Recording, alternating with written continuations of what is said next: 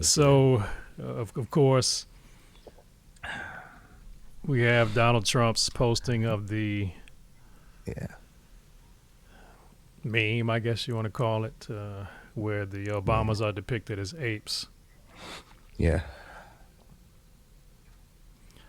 Yeah.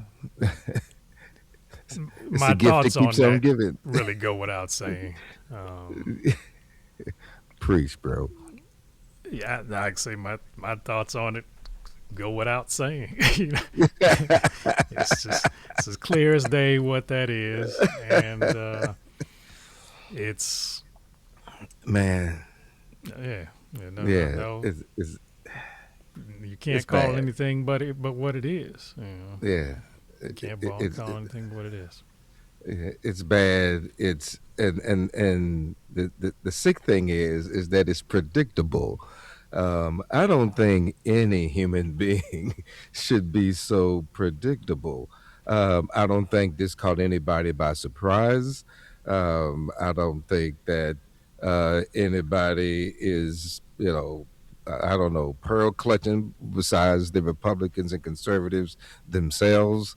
I think that this is just kind of par for the course.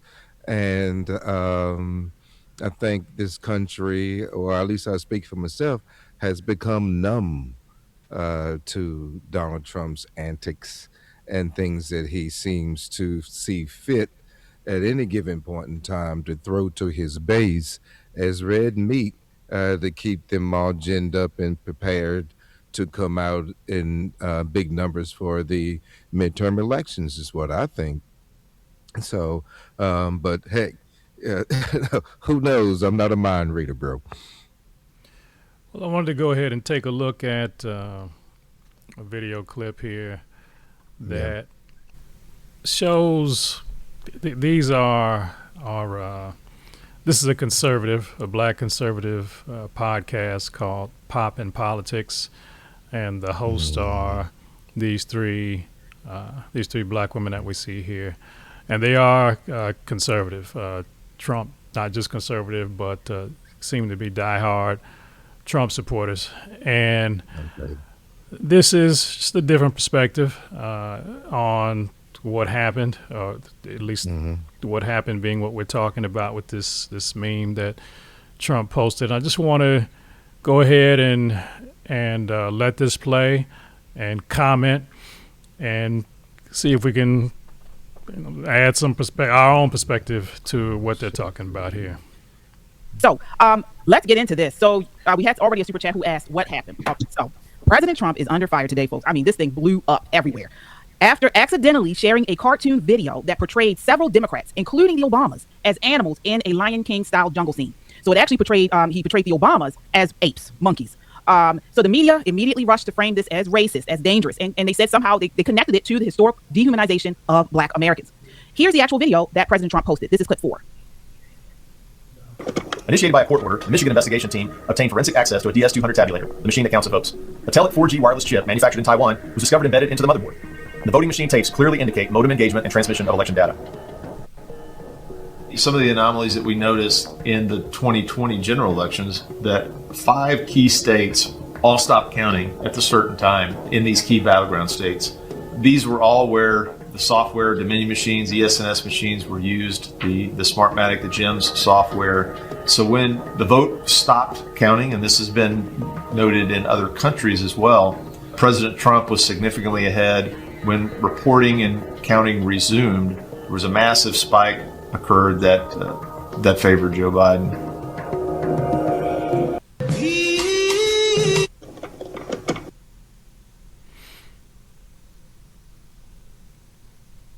Okay. Any reaction to the video Well, itself, or at this point? yeah, I mean, if they want to connect that to a larger Jungle Book theme meme of Democrats, based on what they saw right there, that's a mighty big leap. I didn't see any other Democrats depicted in that, how should I say, characterization of how Donald Trump believes the election transpired at that time. I think what they left out of that particular video, to be honest, is his plea to the Secretary of State in Georgia at that time to find him, what was it, 11,000 or so votes that tipped the scales in his way. So I'm interested to see how these ladies reflect on that period of our history in this country. All right, we'll continue. Hey, that's the actual video that has gotten all this buzz. So what you all saw was a couple of seconds of another video that looks as if it was from something else. So it looks like President Trump, which now he is saying that it was not him, it was an aide of some sort, uploaded or probably screenshot the video of the election interference, which I do all the time. This is what I do. Screenshot the election interference video and probably found it off of maybe Truth Social or Twitter. And as he was screenshotting that video, another video auto played after it, which happens. And that was the monkey video that we saw of the Obamas. So it looks like I don't know if he saw it and tried to get it off but he took a little portion of that video, and those couple of seconds is what has blown up the internet. And so that's what he posted to his Truth Social. Now, before I get you ladies in, I want to play clip 3, which is the full video of the snippet that depicted the Obamas as monkeys. So her explanation is thus far that this looks like it was an accident, that it was a clip that auto played, and it was that what was intended was just the voting machine, the Georgia election clip, and then you had that auto played afterwards, and that it was a innocent mistake. Yeah. You buy that? Not in the least bit. Not in the least bit. It just sounds like MAGA. It just trotted out their African American, how should I say, face to put a face on the fiasco that is the White House, particularly during this instance. I don't believe anybody at that level would somehow allow for a video to autoplay right at that very spot on the video, which they claim was a larger video of Democrats being caricaturized as animals in the Jungle Book cartoon or movie, right? So no, I don't believe it, not in the least bit. What I believe, if they just want to talk about beliefs, I think that part of the meme was clipped out and placed there deliberately to connect the Obamas to what they believe was election engineering.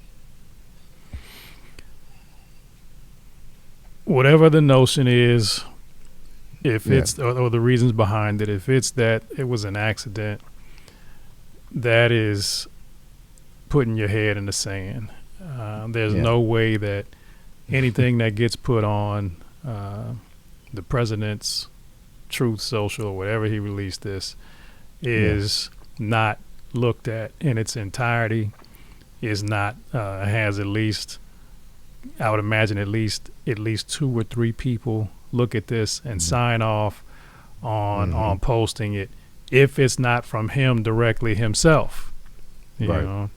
And and I don't suspect that even he himself would not have looked at the clip in its entirety, because of it doesn't end with credits rolling or anything. It doesn't come to a natural conclusion that the clip on it keeps playing, and the next thing you know, it cuts to this depiction of the Obamas, still without Correct. having come to a conclusion. So if you sat there and watched the entire thing, which the way it was moving, you would still have been attentive to that entire video. You would have seen that. So Yeah. that idea is just completely absurd. But of course, my question is why? And when I say why, meaning why is this woman in particular, this black woman, making this excuse for Right. flagrant racism, Right. and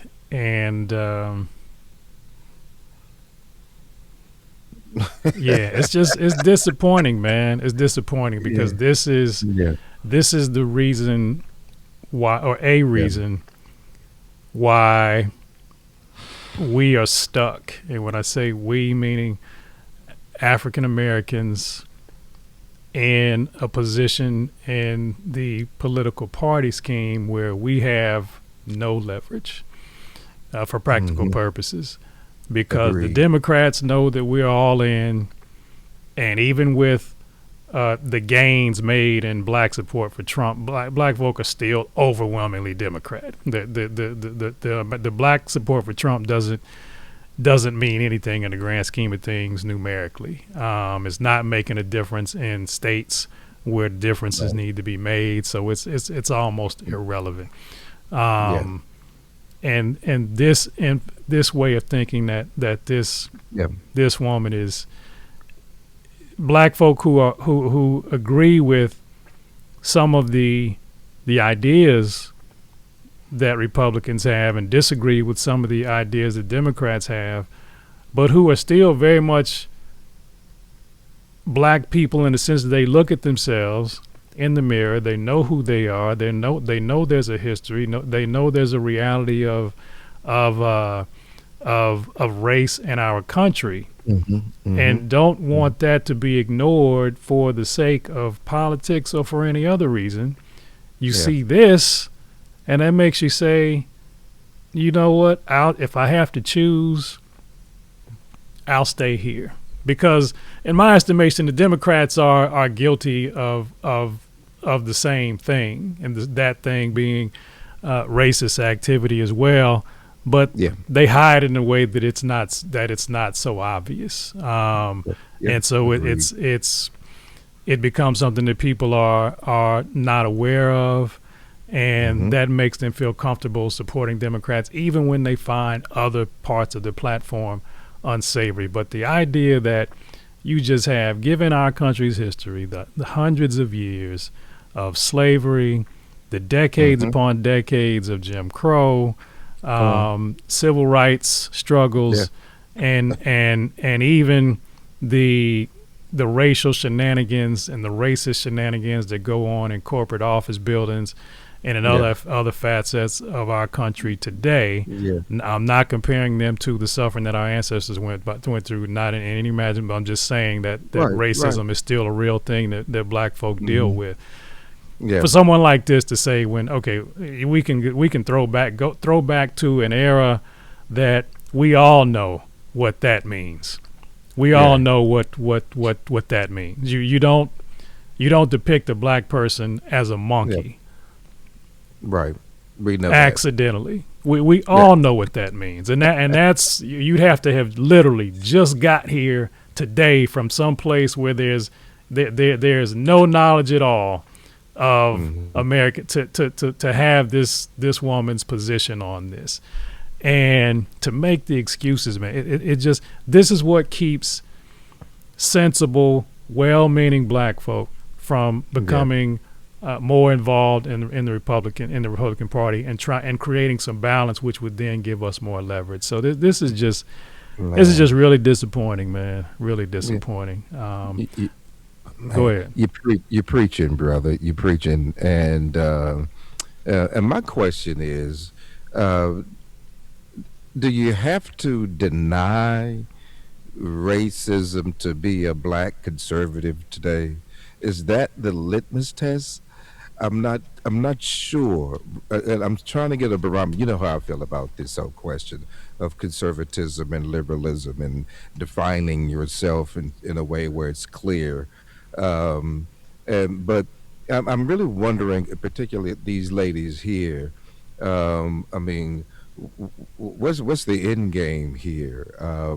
Is it are you denying racism exists so you can be classified as a conservative because you think somehow being a black conservative is synonymous with denying race and racism? I reject that notion. Actually, I think black conservatives do recognize race and racism, maybe just not in the same vein of which the extreme left may, and how it's used on the left. But I'm not going to sit here and suggest that black conservatives are blind to the fact that there's a thing called race and racism.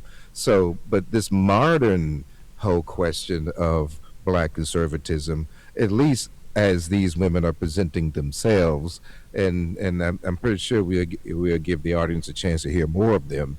But I'm wondering what the litmus test is today for this business of black conservatism. And as we continue to listen to these young folk who are self-described conservatives, maybe they'll give us some insight on what the litmus test just may be. Okay, there is more, and we'll let this continue.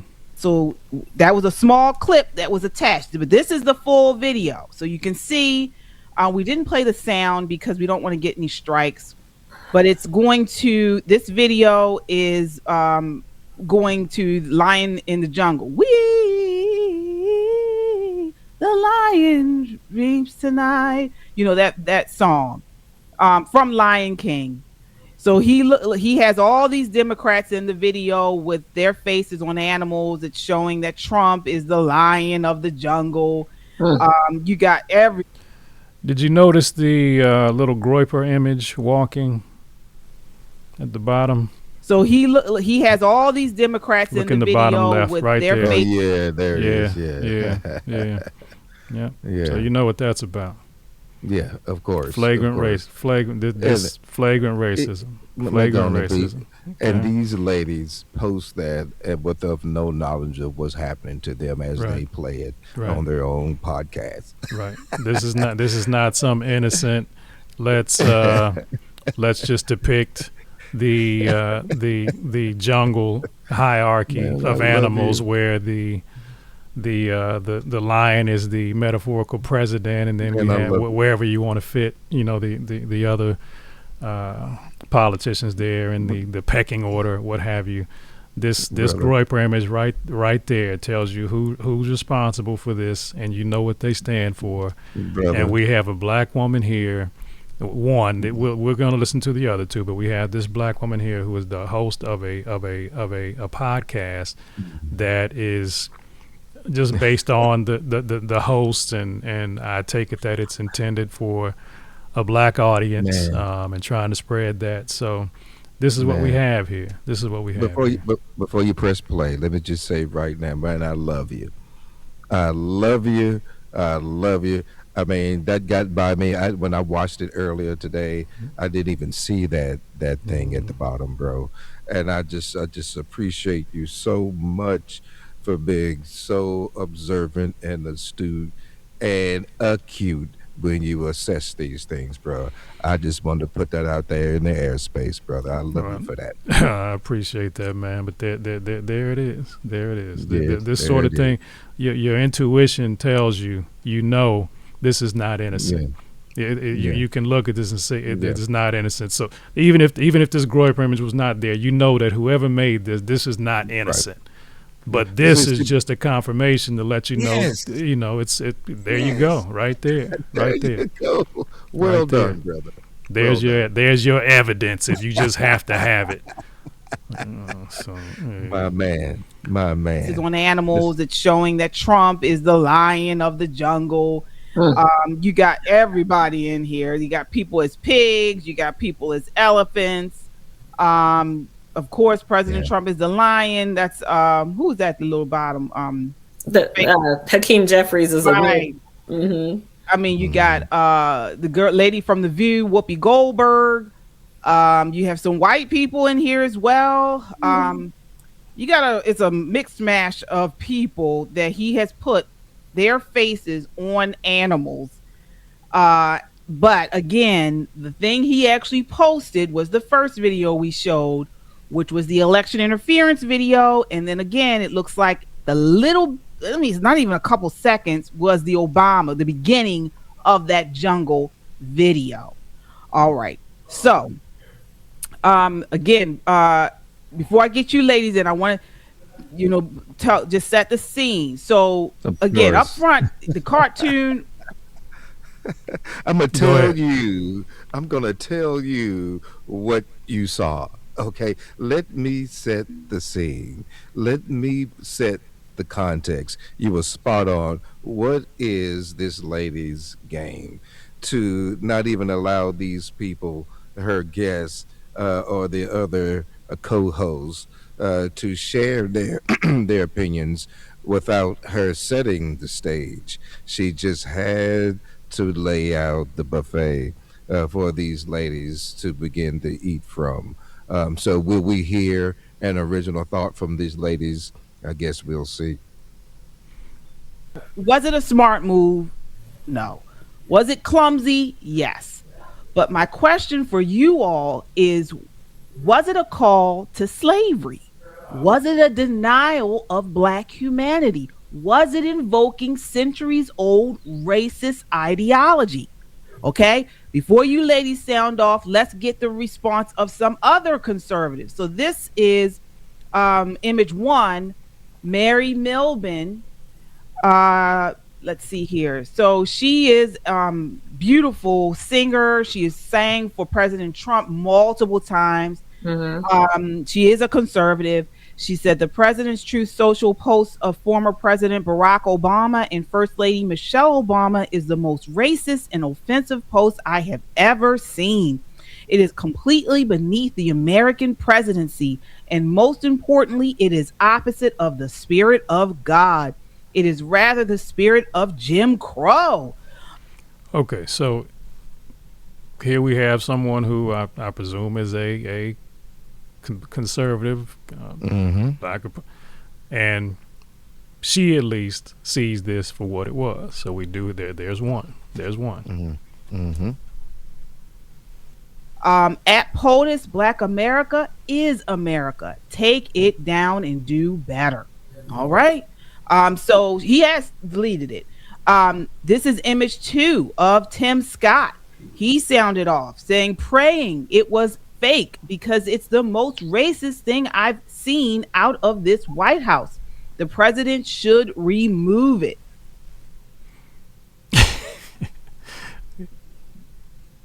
Your boy? We've been waiting to hear from him. Okay. Where has he been? Okay. Proceed. Okay. I mean, he's hoping that it's fake. He's hoping that it's fake. Yeah. Of course he is. And I will try to remember to get back to what's so bothersome about the hoping that it was fake part here. It may come back on its own, but I'll try to remember to keep that in mind as the conversation goes forward. So that's him, and he's posting a photo of an image of the Obamas as apes. Okay. Here is another clip of Christian influencer Marcus Rogers, who's going off about it. Take a look. This is clip 7. Man, listen, what are we doing? This is absolutely disgusting. This is a stupid, idiotic move. Now, before I go any further, the comments are going to be turned off on this video because I'm not trying to listen to no conservatives say, oh, man, you need to see the full video. I'm not trying to hear no justification, and I'm not trying to hear the other side that I have to fight against your imagination about me because you try to put me in a box and you don't listen to what I'm saying. Make this very clear. If you don't have the balls, all right, if you're on this the prayer board or one of the pastors up there to look at who's ever responsible for this and say, hey, this was a stupid move and somebody needs to answer. Because I made a couple of phone calls and they said, well, Trump didn't post it. You know, one of his admin posted. Well, that admin needs to come front and center, and they need to be fired publicly, and there needs to be a public apology. Because to me, I don't play that. I might not like the Obamas. I might not rock with the Obamas. All right. Any thoughts on what I forget his name, but the gentleman we just saw here? I mean, that's what we say. That's what I mentioned earlier. There are conservatives who do acknowledge that racism is an issue in this country, and I don't understand how what the litmus test to be a black conservative is right now. Do you have to deny and suggest that it doesn't exist? We haven't heard what these ladies had to say yet. I'm hoping that when they speak, they won't be in the same place of denial as it appears that the host seems to be. But we'll see. So at least a very basement level piece of comfort's a strong word, because that's not the word. That's not really what the appropriate word or the correct word I'm looking for. But at least a base level sense of decency is showing itself, where you do have at least, we are seeing that there are some black conservatives who are calling this what it is, and that they are upset by it. Absolutely. Yeah. I mean, you said it. It doesn't help the conservative move or movement to have this kind of stuff take place, because it plays right into the left-wing narrative of conservatives, suggesting that it is the conservative wing that brings solace and comfort to racists in this country. And if the conservative wing is going to grow into other demographics, they're going to have to shake that stigma. But when you see things like this take place, it makes it difficult to do.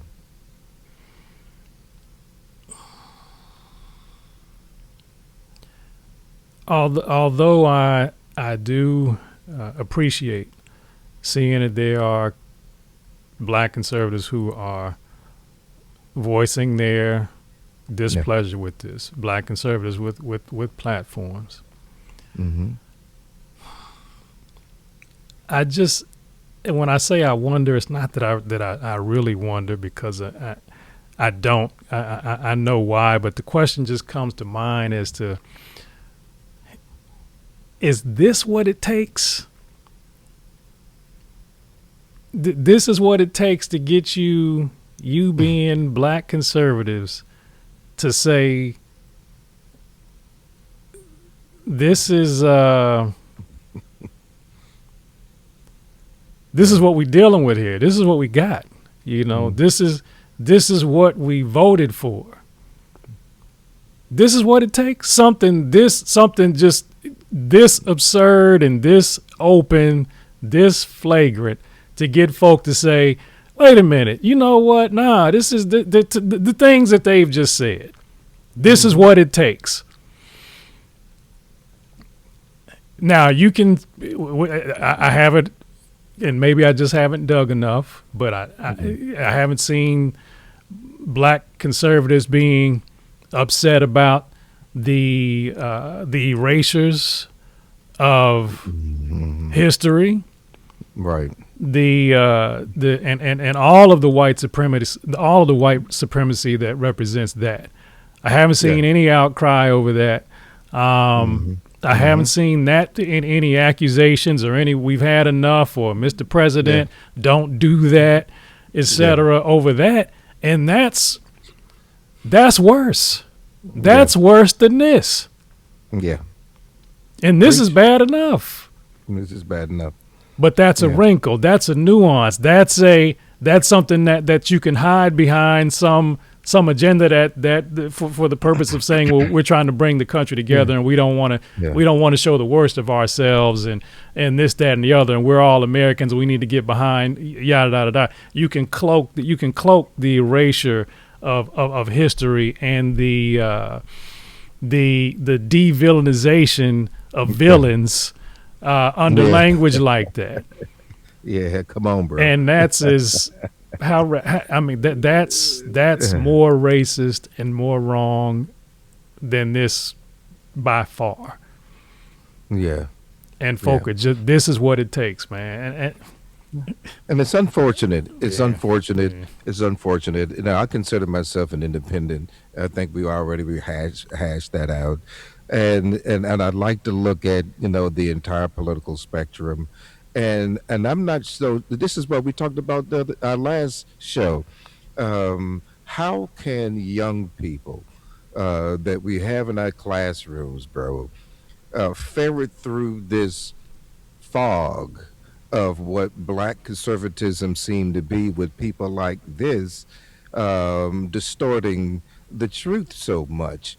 It to me, it just dilutes the value that black conservatives bring to the political conversation.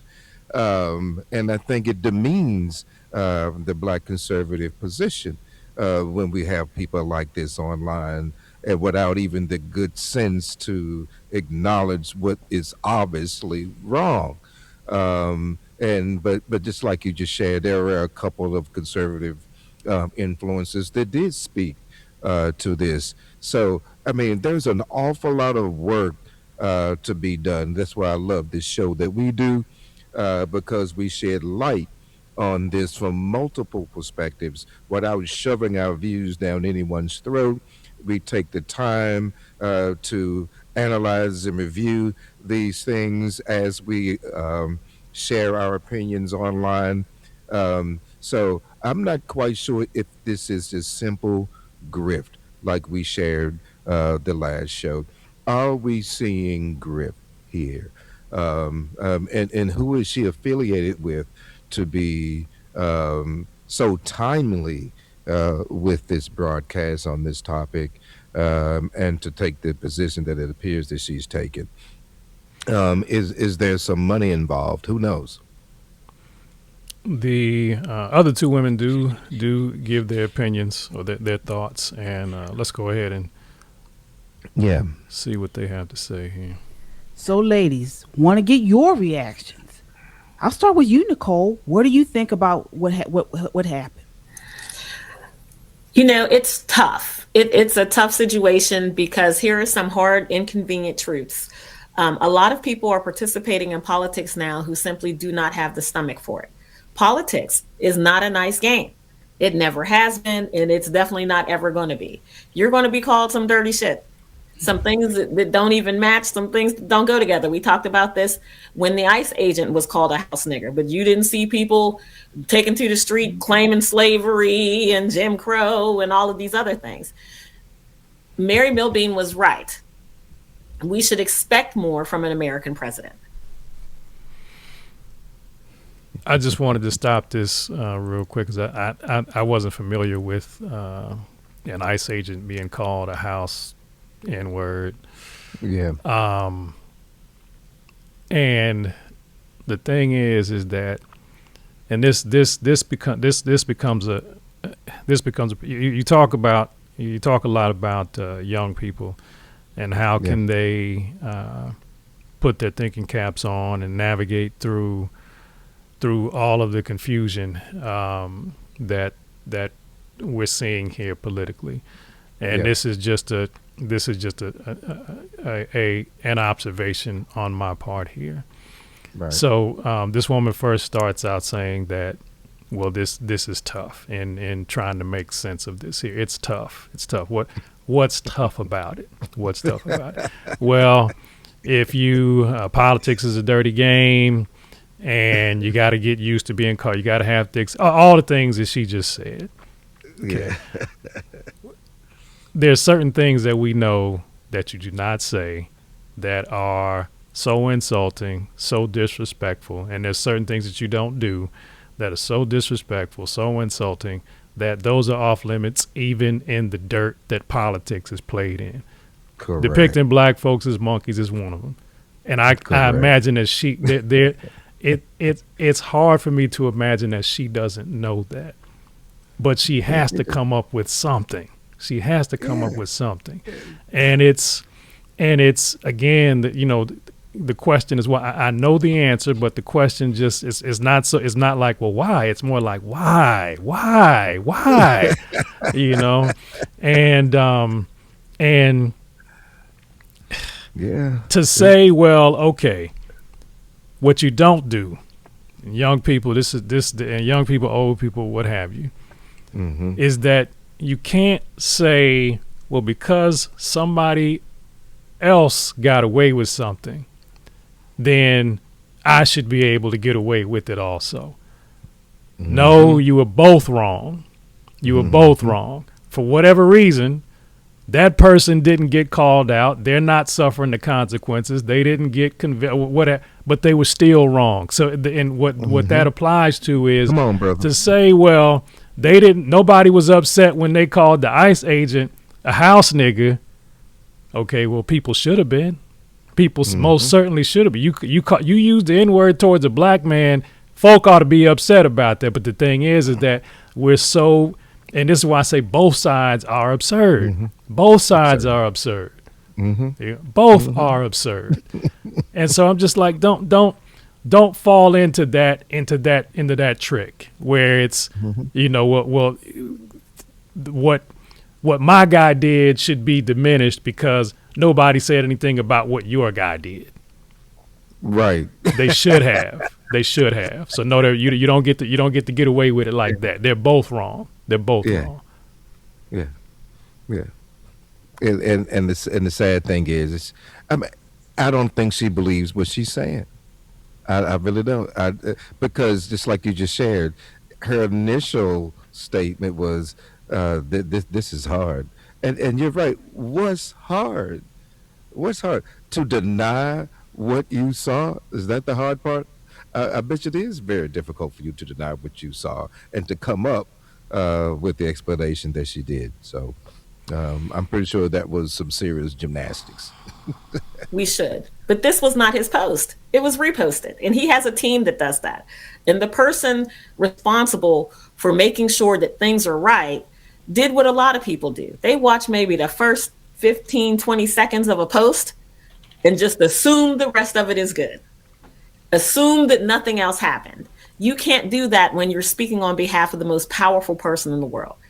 It came off as distasteful, disgraceful, and all of those things. Not just because it showed Michelle and Barack Obama as apes, but there was no context to it, right? If it had been the whole cartoon, then people would have been like, that's terrible. That kind of sucks. But it would have given you a better frame of reference. But only having that one little piece made it seem like the post was just about them. And to repost that on the President's Truth Social is very, very distasteful. With all of that said, corrections have been made. This White House is incredibly responsive. When people screw the pooch, people jump in. Susie Wiles is nobody's punk. And I keep telling people that, and they look at her and they think she's this nice little sweet lady. That's not who she is. This is not at all who she is. Heads have rolled. And there has been a reckoning for what happened. But with all of that said, it's the last thing we need. It is the last thing we need. It's driving a bigger wedge among the country. There are people who say he's been called a pedophile, he's been called Nazi, he's been called Hitler, he's been called a rapist. This is just much to do about nothing.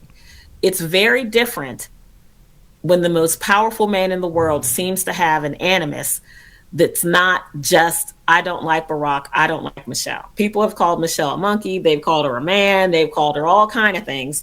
So this is not her not having a thick enough skin.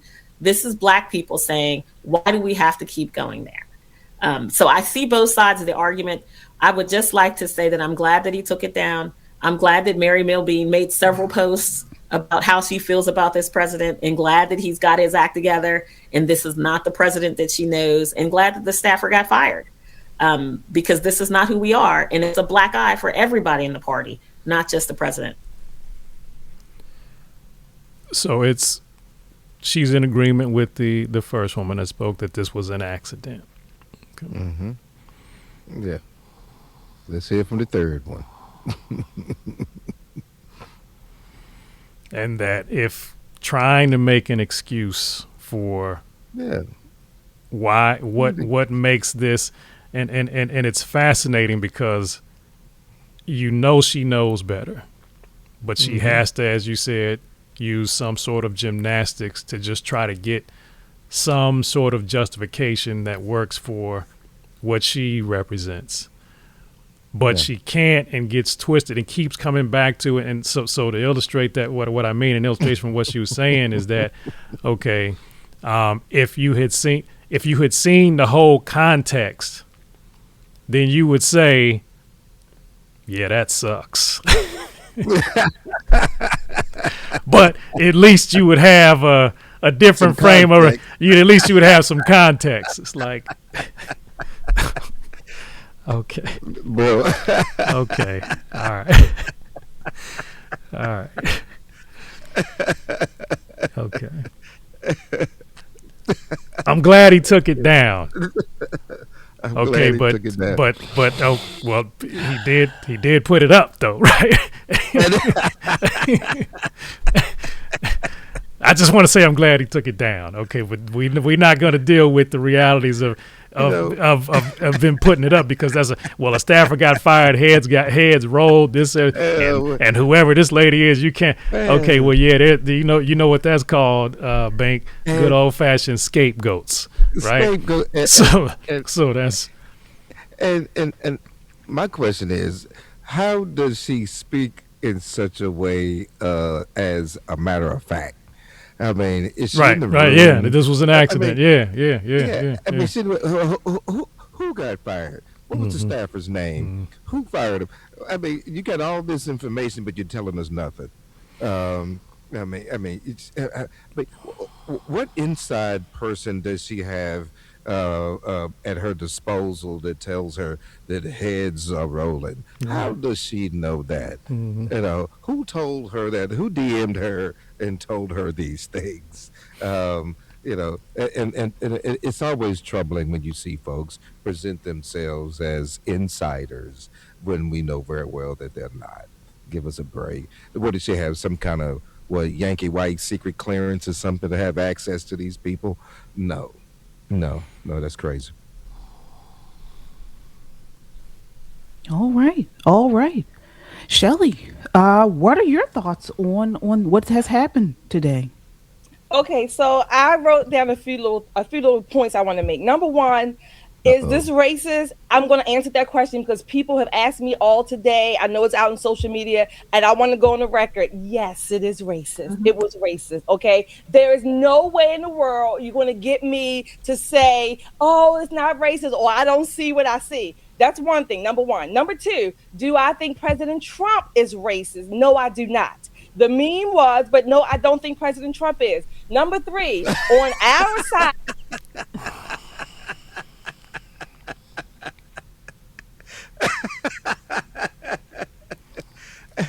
The meme was racist, but the person who posted it is not. So she literally admitted that the meme was racist. Thank you. So we did get halfway home. First one to say, I mean, just it was the second, Nicole Bennett, she says, well, it was bad, it wasn't a good look, etc. This, that, and the other. I think I may be mistaken, but I don't recall her saying that it was racist. I don't remember her finally landing on racist, but at least Shelley E says, okay, first thing, it is racist. It is racist. Yeah, it is racist. Yeah. So, thank God for that. So this is okay. More gymnastics, and again, why? Okay, so all that it takes to post what was posted, all that it takes. It's not just okay, you know what, let me just throw my cell phone up or whatever device you're using to touch these things up, and whatever happens, I'm going to close my eyes and press the button, and that's what goes. No, you have to look at this. Yeah. You have to have thought through it. You have to have Yes. opened up whatever application you use to post this, however, and then it gets put. It is a methodical process Yes, it is. for Yes. something so flagrantly racist, which we all know that was, including President Trump himself. Mm-hmm. But he decided to post it anyway. Mm-hmm. But somehow, a person who is not black, who posts black folks being depicted as monkeys, which we all know, is All know. flagrantly racist without mistake, without question. Somehow that person is not a racist. That's her. That's And they have a platform. They have a platform that reaches millions of people, and they have managed to attract that platform by using race and white supremacy itself. And then they put, but this is me. This is me. But perhaps she doesn't recognize or see or feel that way. Let's just say she doesn't. But this right here, we all know is racist. But It's somehow a person doing racist things is not racist. It's not racist. Okay. Hilarious. All right. Hilarious. All right. And you swimming, but you can't swim. and then after this, because black conservatives, if they are sincere in trying to attract black folks that are sensible to the party, have a job ahead of them. And if this is what your attempt to try to, and not that this is an intentional, not that they're being intentional with this particular episode here to try to attract black folks to the party, but if part of what you do is trying to attract black folk to the Republican Party through your podcast, this is stuff like this says no. I can't get with that. I can't get with that. Yeah. I can't get with that. Okay, so a person who does racist things is not racist. Okay, all right. Yeah. Let's continue. Or go ahead. Go ahead. No. Let it go. Let it go. This is good. Okay. At my side, we always talk about leadership and accountability and holding people responsible. Well, it's interesting because I actually don't believe that a low-level staffer did this by mistake. I don't believe that. I think there were some higher ups who approved it. Okay, that's what I believe. But the higher ups never get fired. But we want to talk about accountability and leadership. We're not doing it here in that sense. So we do have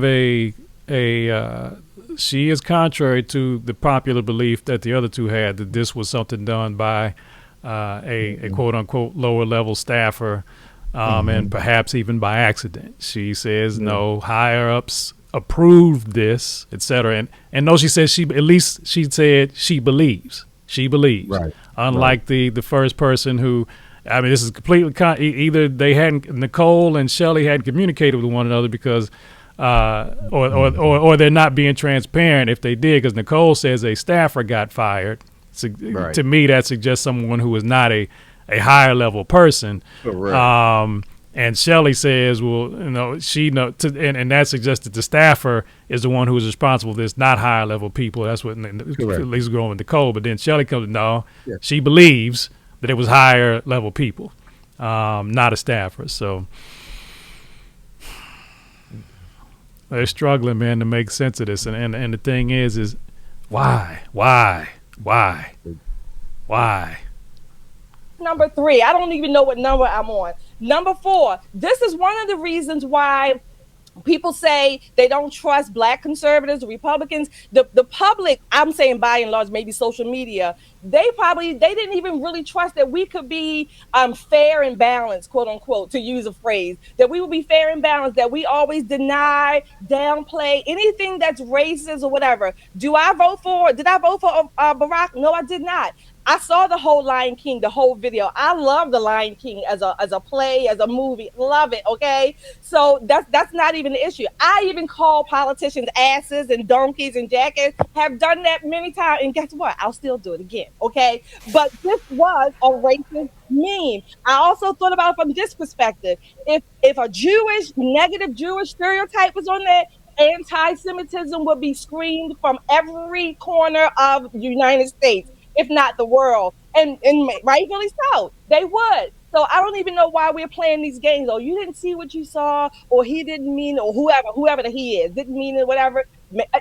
All the editing in the world, the White House, the government has all the NSA. They got NSA could do their videos if that's the case, okay? But no, you're not going to ask me to say, oh, it was a mistake. Yeah, actually, it was a mistake. But the thing I wrote down, race is used by, I'll say in this case, both sides, but race is one of the number one, I guess, tropes that is used in politics to get either side riled up. And when the left does things like this and calls Black conservatives names, we respond. We call them out for their bigotry, the hypocrisy, the things that they are and that they have done. I think we need to have our same standards on our side when it happens. So bottom line, that's all of my little points, or most of them in a nutshell. Ask me anything else.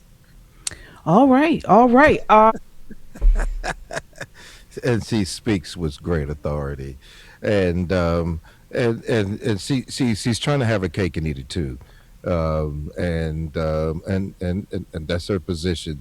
It just like she just said earlier, it was a racist post, but it wasn't racist. So she's just literally trying to have a cake and eat it too, and she feels pretty good about it.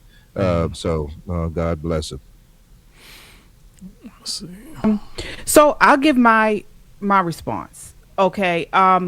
First off, I want to say that I don't think any of us have this channel, and all three of us have never bitten our tongues about calling out things on the right that we have issue with. And I'm not going to speak for you ladies. I know specifically me, I have been I have not been happy initially when President Trump campaigned and he was against pro-lifers. I called him out on that because I didn't like the stance. He was not against pro-lifers, but I thought his stance was not what I wanted it to be regarding the pro-life issue. Yeah, that 16 weeks was a problem. Exactly. I called him out on that. I've called him out on some of things he has said on social media and with the media in general. I have called him out on that. There's been a number of things. This is not one for me, folks, and I'm sorry. So let me just explain why. The Obamas talked a big game about racial equality during their time in the White House, but it was masked with a brutal economic reality for Black Americans, okay?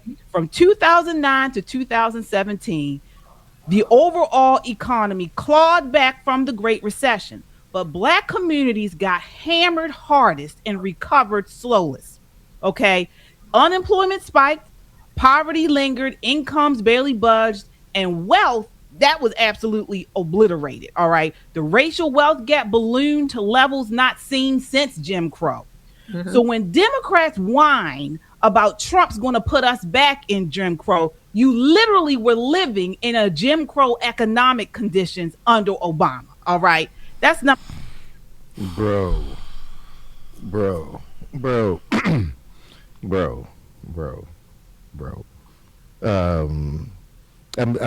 just, I don't want to steal your thunder. No, I know how you got your own thunder. So I know how you. I know you how got you your feel. own. You got your own thunder, man. You're not stealing mine. I'm just so sick and tired of these ignorant wannabe historians. If they truly understood Jim Crow, and I don't think they do. And this is my problem. What is the litmus test to be a Black conservative, particularly on this particular show? Do you really have to deny everything African American in terms of our historical experiences? I mean, is that the litmus test? I mean, so now she's pulling a Byron Donald and with this whole idea of Jim Crow, and the analysis of Jim Crow. On the one hand, I mean, Byron Donald suggests that Jim Crow saw the families of African Americans as solid and tight as they've ever been, ignoring all the economic questions that African Americans face. And now here she is suggesting that today's African American is suffering the same economic hardships as they did back in Jim Crow. It's just disappointing on so many different levels to have such disregard for the historical record. In this Republican Party, as it's currently constituted, and their insistence upon having a white supremacist orientation with regard to American history, if you are a black person and you call yourself a Republican, if you are a card-carrying member of that party, and you are not calling that out, that being this white supremacist orientation about American history for the wrong and evil that it is, then you are a major part of the problem. And I would say the answer to your question about, I don't know if it is about whether it's the litmus test. I don't know if it's the litmus test, but it is a litmus test. It is a litmus. It's a litmus, because I haven't heard, as I said earlier, I have not heard the outcry from black. Again, perhaps I'm just not digging enough. Perhaps I don't have my finger on the pulse of their thoughts about this. But what I do know is what white Republicans stand for and what they're allowing to happen and what they support. And if they're the ones who are in control of the party, and it's like, okay, if you even as a black person, if you say, okay, well, let's just get in there and then change things from the inside out. Okay, well, when you gonna start turning stuff inside out? If you're not upset about this, if you can't hold folk to task about this and say, listen, we are in agreement. We're in the same party. We're in agreement on this, that, and the other. And that may be abortion, transgender stuff, and gun control, whatever. But this fantasy, this white supremacist fantasy that you all are undertaking, as far as I don't want to keep saying the erasure of history, but telling lies about American history or supporting the notion of devillainizing villains for the sake of quote unquote for the reasons that they are, then we got a problem, and we got to do something about that. If you're not doing that as a black person, then you're a part of the problem, man. You're a part of the problem, and to such an extent that I think that and the answer to your question, that's a litmus test. Like I said, it may not be the litmus test, but it is. You have to be completely blind and ignorant about American history. You have to be willing to accept and buy into the white supremacist version of American history, and that's why I think that these women are struggling with this so much, and not just them, but black conservatives. They're struggling. Okay, it's one thing to say, okay, look, it's so easy, and the next clip we'll get to, it's so easy to say, well, no, racism, that's not a real thing. That's not something that happens, because in many instances, it's something that it doesn't leave a paper trail. It's actions, it's things that happen, but nobody says, well, I want to fire this N-word in an email. You know what I'm saying? They don't write. I'm about to sabotage this N-word's career in an email. No, we're not hiring these N-words. They don't put that in emails. Or leave that on cell phone messages. Exactly. They act. They act. Yeah. And so Only it's three. easy to mask these things and to say, well, okay, you know what? Well, maybe it's not that. Maybe it's not. And just for the purposes of I'm so against abortion, or I'm so against whatever other things that are part of the Republican Party agenda, or things that you're against that are part of the Democratic agenda. I'm so against those things that I'm willing to go along on this There you thing go. with this history. Yeah. At some point, man, Yeah. you have to say, okay, I would imagine that one has to say, okay, just to get in the door so that I can then go ahead and work from the inside. Okay, but that's not what I'm seeing with these ladies here. And that's not what I'm seeing from black Republicans who have platforms. They are bought in. They're bought in on this lies about American history. And how you can be bought into that as a black person with any sort of respect and sensibility with regard to our history and our ancestors and our experience historically. Without question, and that's why we have all this. Why we're looking at women saying, "Well, it was racist, but he's not a racist." This is hard. This is tough. Well, you gotta have, and we'll see what the lady who's speaking now, what else she has to say about this. But man, if that's what you're trying to do, is to attract black folks into this is good luck. Good luck. Yeah. Good luck. Good luck. Number one. Number two, also Obama implemented slow growth policies, overregulation, and welfare traps that left black families treading water while elites thrived. Okay. Now compare that to Trump's pre-COVID boom in 2017 through 2019, where black median income surged 13.5% in just 2 years versus Obama's measly 9.1% over 8 years. Oh, now, you guys check me. This data is on the Census Bureau, the Bureau for Labor and Statistics, and the Federal Reserve. Black unemployment. Now, I haven't fact-checked any of this, and when people start just riddling off statistics, it's kind of in one. I take all of that with a grain of salt. But did you hear the? Okay, now part of her claim is that black folks were in Jim Crow economic conditions under the Obama administration, and she says at least part of her evidence for that is that Trump had a 13% increase post-COVID compared to Obama's measly 9%. over 8 years. Over 8 years. 9% over 8 years. She doesn't understand how big that is, right? And that's Jim. That's Jim Crow. Let's say that those numbers are true. Let's say those numbers are true. And that black folks' median income did go up more under Trump in his first term than they did in Obama's entire term.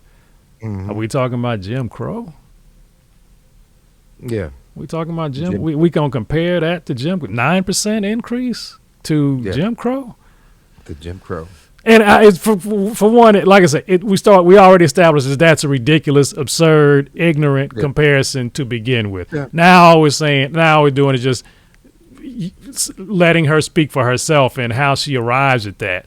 And it's, it's bad. Stayed double digits until 2015. Incomes flatlined amid the slowest recovery ever, and wealth destroyed by the housing bust and student debt exploded. All right, I'm getting there. So I'm saying all that to say. All right, so we have a revisionist there because you know I remember a comedian saying, and it was, you remember Dennis Miller? Okay. Okay. I remember this was back when he was big. I mean, decades ago. But Yeah. there was a line that he said that I was so young then that it seemed like it was forever. But it was when Bill Clinton got elected, and he said during one of his opening monologues for the show, he said something along the lines of, it's a weird feeling when you're old enough to be president and to see people your age being elected president. It's and so I say that to say, okay, I'm old enough now to where I was good and grown in 2008. I remember that. The housing crash, that bubble popped before Obama was elected. 2007. That's what really fueled, added economic fuel to, or justification that he leverage for him in debates and in his campaign to say, look at the crisis, the crash that happened under the deregulated Republican administration under Bush's administration. And so that was not something that he engineered or had anything to do with in the least. But we have this person here saying, attributing some kind of way, attributing that to him and her argument that at least starts with establishing and proving that somehow black folks were living under Jim Crow conditions under the Obama administration. Okay. Yeah. So just it's wild, dude. Like, well, I don't need the statistics. I don't need the statistics for what you just said. I remember that. We that housing crisis. Yeah, we lived through that. That housing crisis was not Obama's doing. Yeah. Y'all are a bunch of apes. At least the ones that. All right, I'm getting there. Let me go back to that. I'm saying all that to say, y'all are a bunch of apes. At least the ones that voted for the Democrats. Y'all are a bunch of apes waiting for your handlers and big government to throw you bananas. You belong in a zoo. You want the government to feed and house you. You go around pushing that you're oppressed by the white man. Our communities are jungles full of crime, debauchery, and no accountability. Y'all are a bunch of monkeys that deserve to be in a zoo. So no, I do not care if President Trump accidentally played a cartoon depicting the Obamas as apes, because let me be clear, they have made us apes for the whole time he was in office, okay? So let them be apes for once, because they had us playing the part of apes for 8 years under their reign of terror. So I'm sorry. I am sorry. I do not think that I actually thought it was funny. Oh, I thought it was funny too. I thought it was hilarious. I am not going to fall for the trap of clutching my pearls. As you mentioned, I know that President Trump is not racist. I honestly don't even think the cartoon was racist, because they depicted everybody as animals. Okay, everybody was an animal in the jungle. All right. So he made the two of the black people. There were multiple black people. Yes, that was the racist part. That he made animals. But again, the ape, comparison has a real ugly history. Okay, it has been tied to slavery, pseudoscience, and Jim Crow propaganda. But that history was history. All right. I do not think this was anything like what it was. I think it was political satire. Do I think that he shouldn't have? I don't think he should have done it. I think it was, All right. She doesn't understand conservatism in general, which is simply an ideology that is noted for slow to change. And she just doesn't seem to be able to grasp that more than anything else, because she seems to be clinging to a past that most African Americans fought to change. Uh, so it's just a sad commentary that those sisters and they have over 200,000 subscribers from what I understand. So they have a wide audience, and they are misleading them in ways that's going to be harmful if folks don't do their own homework and read their own history books. And to get a better understanding of what Jim Crow was really about. It's this, and I think you used the word earlier, this revisionist history. Um, uh, and her, the last lady that spoke, bro, was disturbing to describe um, um, her own people, apes, with great pride and with her chest. It makes you wonder what has happened to her in her past. I teach psychology, right? And Sigmund Freud is the father of psychoanalysis, where we have the image of someone laid across a couch, and the therapist is there with their legs crossed, asking questions to try to get an idea of why a person says and does what they do currently in their life. I'm curious what happened to this lady in her past to have her take such a position today, to feel so confident and willing to describe her own people as apes, waiting for a banana to be tossed our way. And our neighborhoods and communities are loaded with debauchery, and how I forgot how else she described it. And so I look out my window, bro. I live in Upper Marlboro, Maryland, and I'm still hunting for the debauchery. And the banana that should be headed to my mailbox that I've been waiting for. That's an interesting take, bro. That's an interesting piece. That's an interesting piece. We got work to do, bro. We got a lot of work to do. Yeah, that conversation went from questions Yeah. to justification and legitimizing in the end there, where it basically, the last, the woman that we just listened to basically said that, yeah, Trump was right to do that. And what she said was, and she kept using the word accidentally. She didn't have a problem with him accidentally. But then goes on to say, but you all deserve it. You are apes, and this, that, and the other, da. Right. So that accidentally is a, and again, this is my own amateur psychology myself. Yeah, I don't teach it, but I'm just thinking through this. So that's a hedge.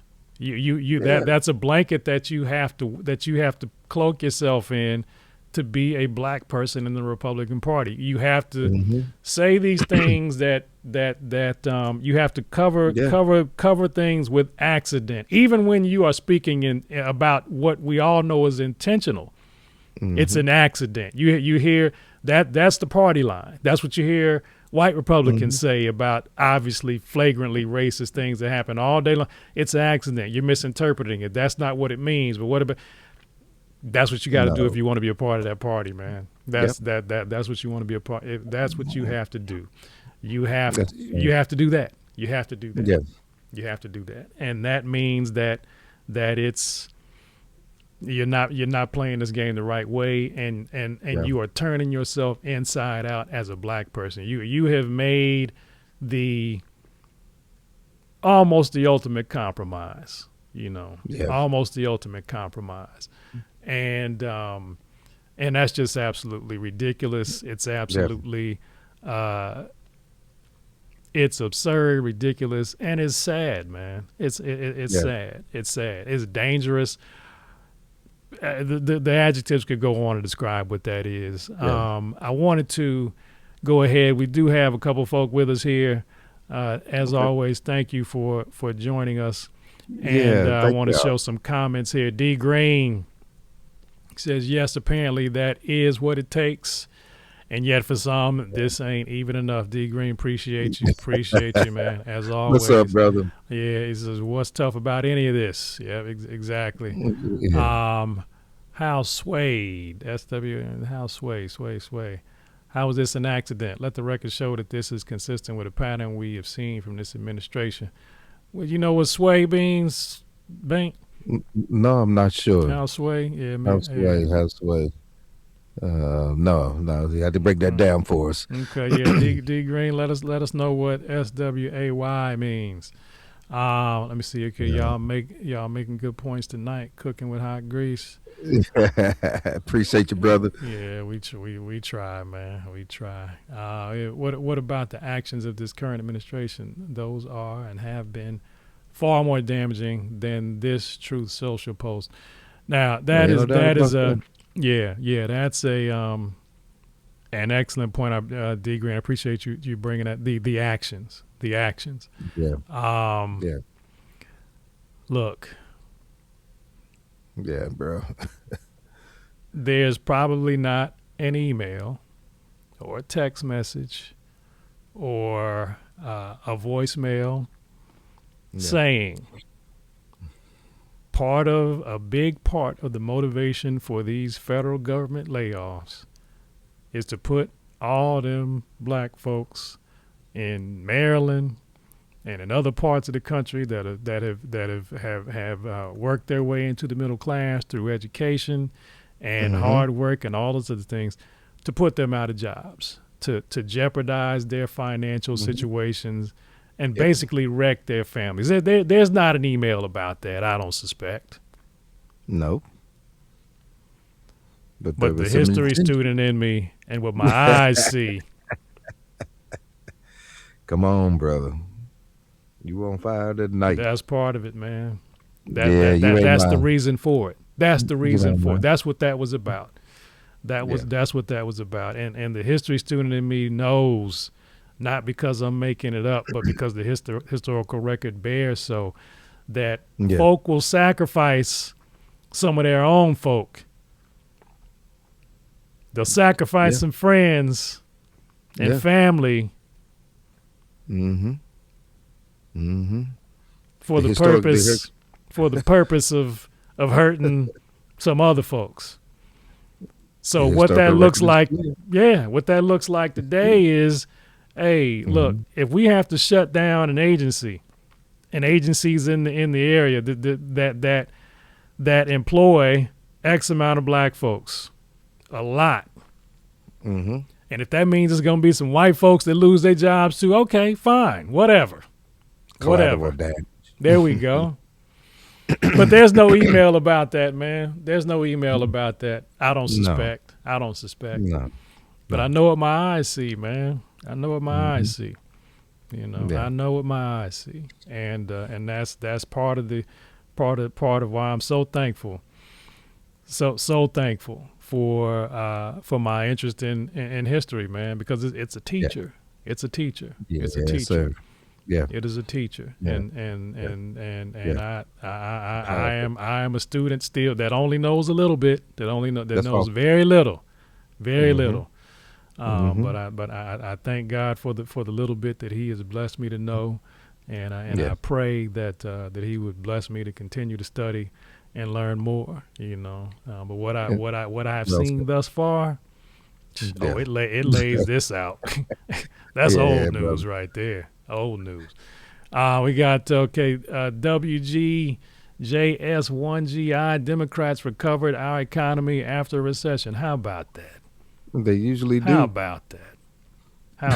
They usually do. So Obama's measly 9 point whatever percent came after the 2000 after the economic devastation wrought by the housing crash. Come on, some bro. kind of way, as WG points out, our economy recovered after that, under a Yeah. Democratic administration. Okay. It usually does. And I'm waiting for these so called conservatives to remind themselves that trickle down economics, otherwise known as Reaganomics, is a quote unquote conservative notion of how the economy should go. And I'm still waiting for the trickle to trickle. It just seems that there's wealth that is indeed trapped in the top 1-2% of this country, and it continues to be. I don't think there's going to be a president that sits in that chair that's going to change that dynamic. But anyway, they'll let me get on that case. Yeah, WG says while home prices peaked in July 2006, the most severe economic fallout, characterized by mass bank defaults, bank failures, and the onset of the Great Recession, intensified throughout 2007, 2008. So pre-Obama, and the thing is, similar to Dennis Miller. Look, man, I'm old enough to have seen that. You know what I'm saying? Yep, we lived it. You know, yeah. So We lived it. so yeah. No, I'm not a kid Yeah, looking. no, There wasn't a kid looking at that. You know. no, sir. Yeah, No, sir. yeah. So man, any final thoughts on that piece? On that piece there. No, I mean, and it's just it's just a conversation that needed to be had. I would imagine that we would revisit this conversation more. I'm really happy to be having a conversation about the conservative wing. We do a lot of conversations and shows about the liberal wing, and I think it's time to have an open an open conversation about black conservatism and where it's headed. And just like we've said many times on this show, the some of the original some of the forefathers of black conservatism they're probably just terribly disappointed about what they're seeing right now. Well, we have one more.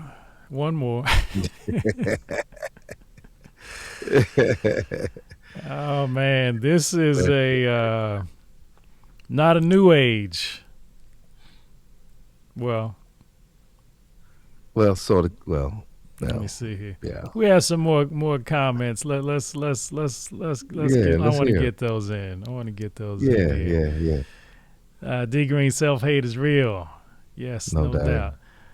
All right, here we go. Hey, Sister Ray. So you know who What's that up? is. She says, "Hey, my Yeah. brothers, can y'all bring some understanding of this Trump mystique among African Americans?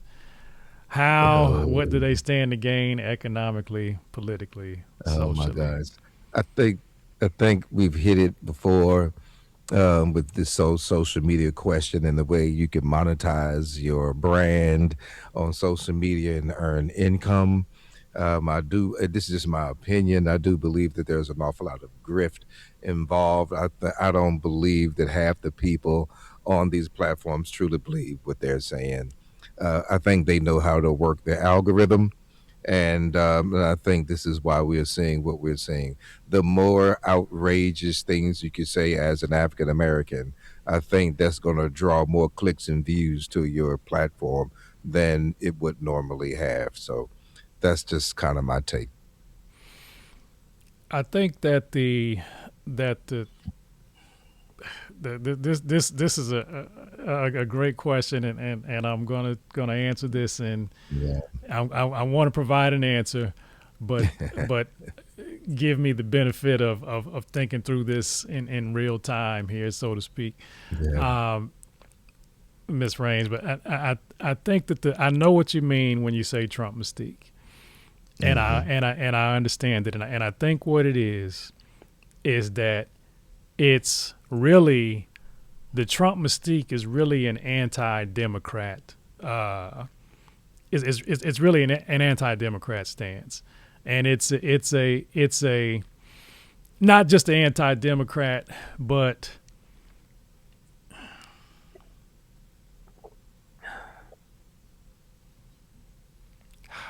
I don't want to get into the weeds too deep on this here, but I think it's really almost a fundamental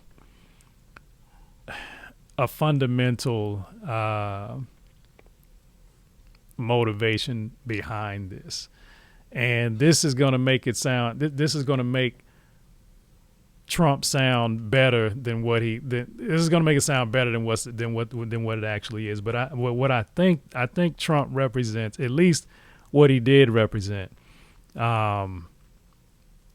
for so many African Americans who are frustrated because people have been saying for some time that the Democrats have taken black folks' votes for granted, and they don't do what they say they're going to do. And I remember when Biden first was elected, Banky and I did a podcast where he sat down with several black leaders on a Zoom call or whatever, some sort of a video conference call, and basically told them, "Thank y'all for helping me get elected, but I ain't doing nothing for y'all. You on your own, and it's about the Hispanic vote now. And I appreciate y'all getting me in.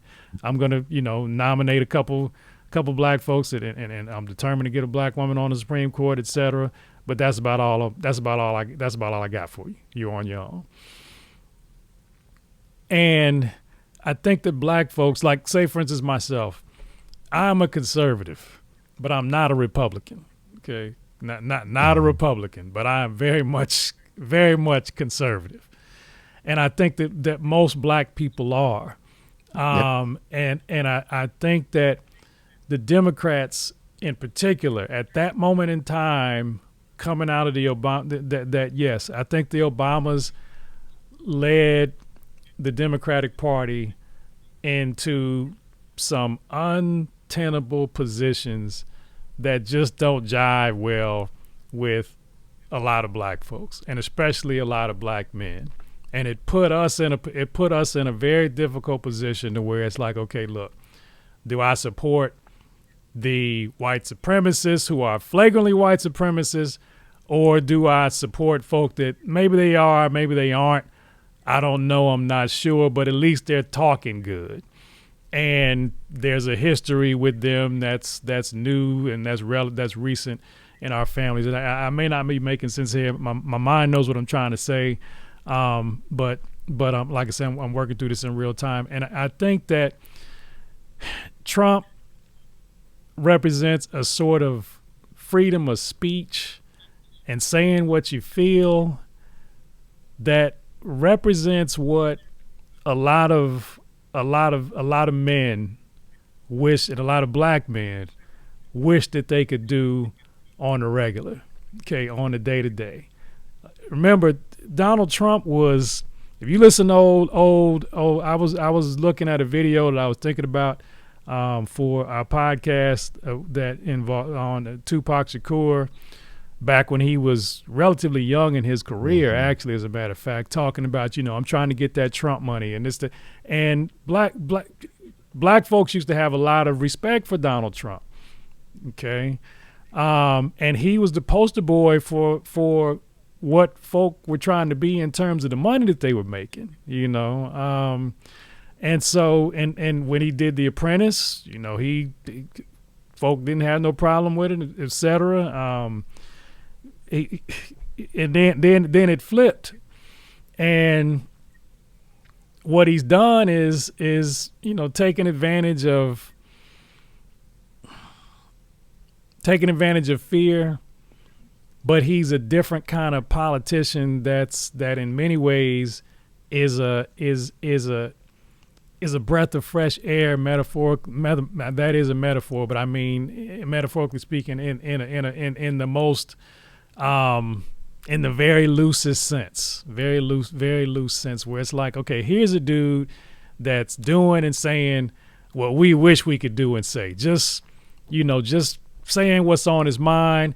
He has the money that he can't be touched, and people are feeling him for that.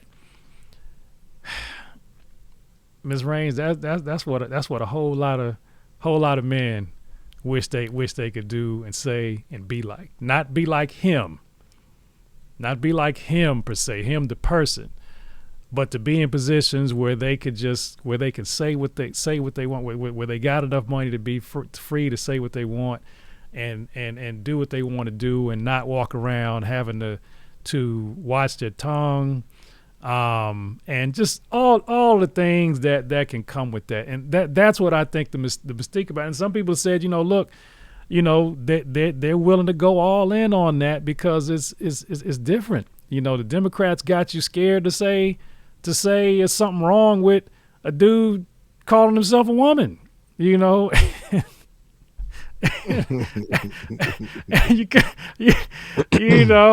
and it's like, man, that's, and then here comes this dude that's like, forget all of y'all, and if he don't care, and I think that's what that mystique is about. That's just my my take on it. If I'm understanding the question correctly, and my own individual thoughts on it.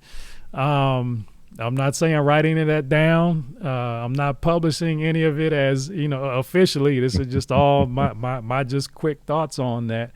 But I think that Trump represents just kind of like just a sort of freedom that many people think is supposed to be what should be default with being an American, with being an American man. Like, I should be able to say things, say what I want to say, and be able to do what without fear, especially if I'm talking about something that's right. That's what I'm saying. People don't want to be him, but they want to have the freedom that he has. And maybe that's a better way of saying that. I'm sorry for being so long-winded on that, but just trying to work through my thoughts here, and I hope that makes some sense here.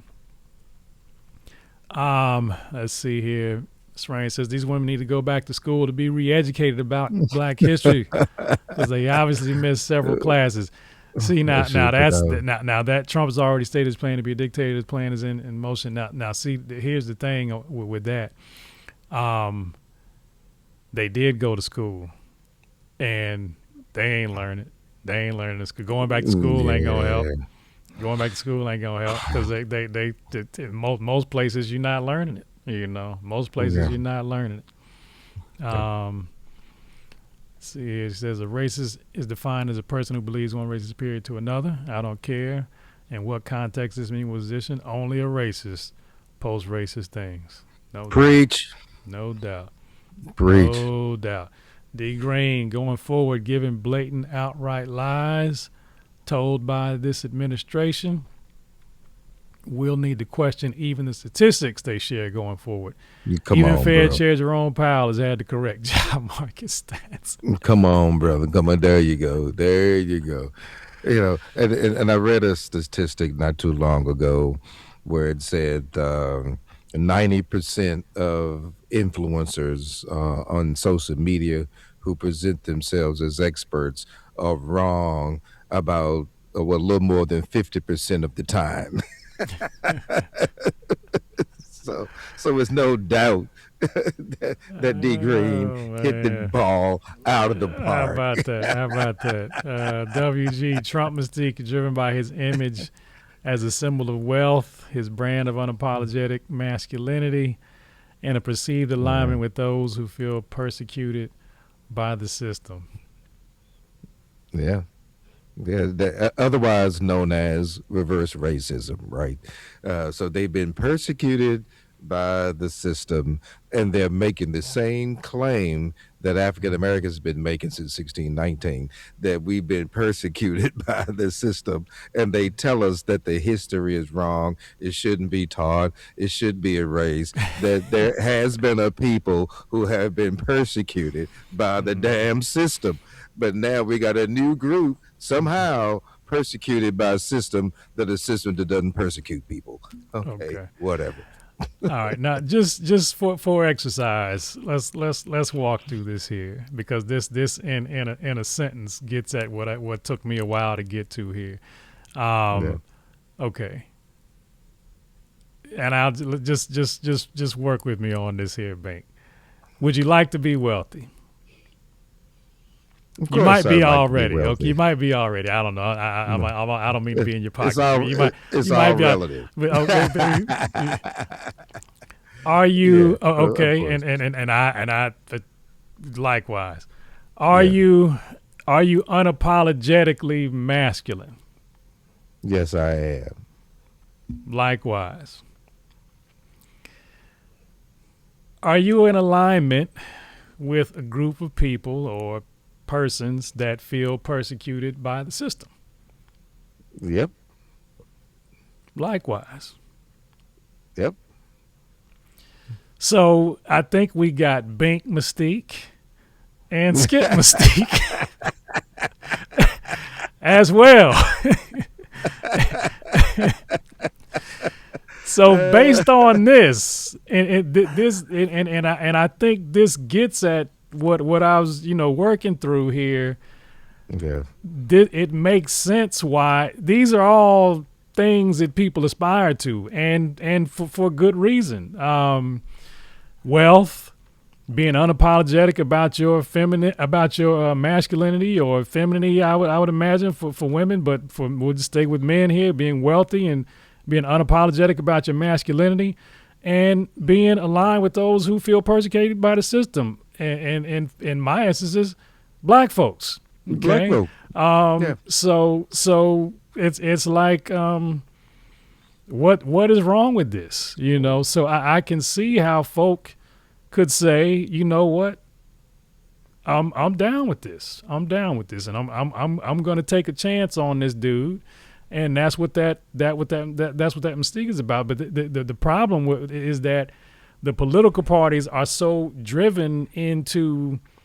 far apart and driven into absurdity on multiple issues that if you choose to go with him, now you got to buy into all the silliness, which in the number one is the white supremacy regarding American history, and that's what we see here. The struggle behind when something like this meme comes up here, instead of just and that's where things go wrong, to where it's like, okay, what Ms. Raines asked about this Trump mystique, I think this really kind of hits it in a nutshell. It really hits it and to see that in someone who is running for public office is like it's refreshing. It is refreshing, and I can see how people could get behind that. But the thing is that when you get to get behind it, you gotta get into some foul stuff, man. It's like walking, behind the elephant. Yeah. You gotta step. You better have a big.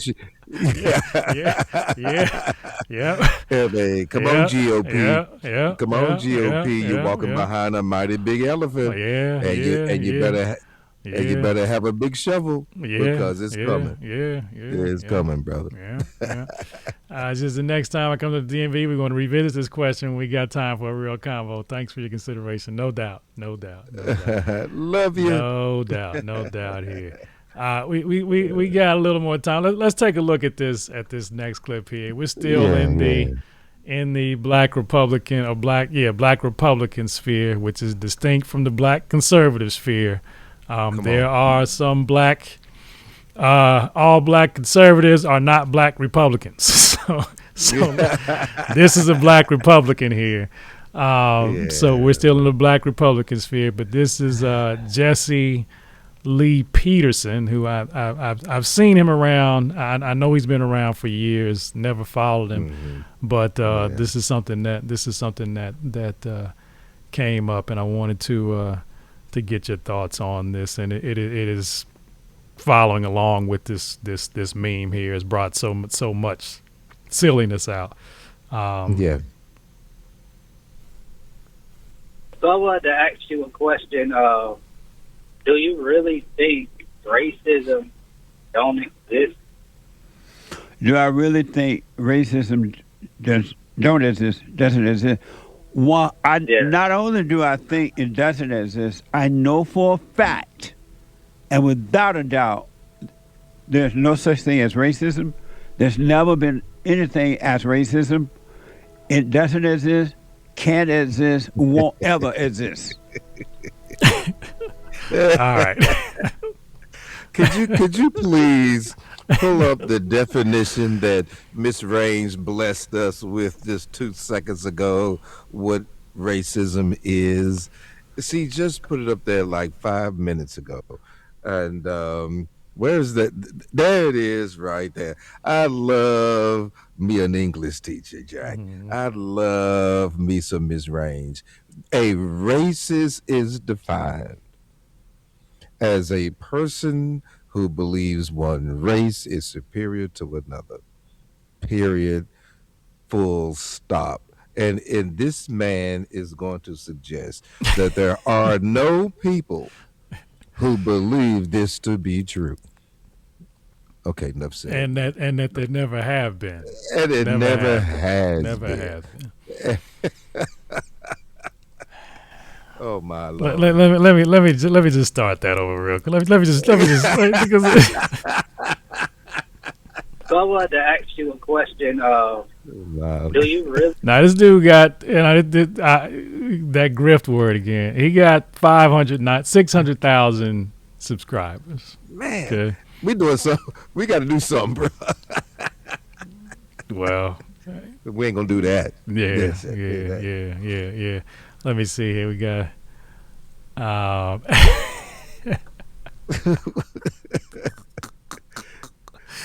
Stop this.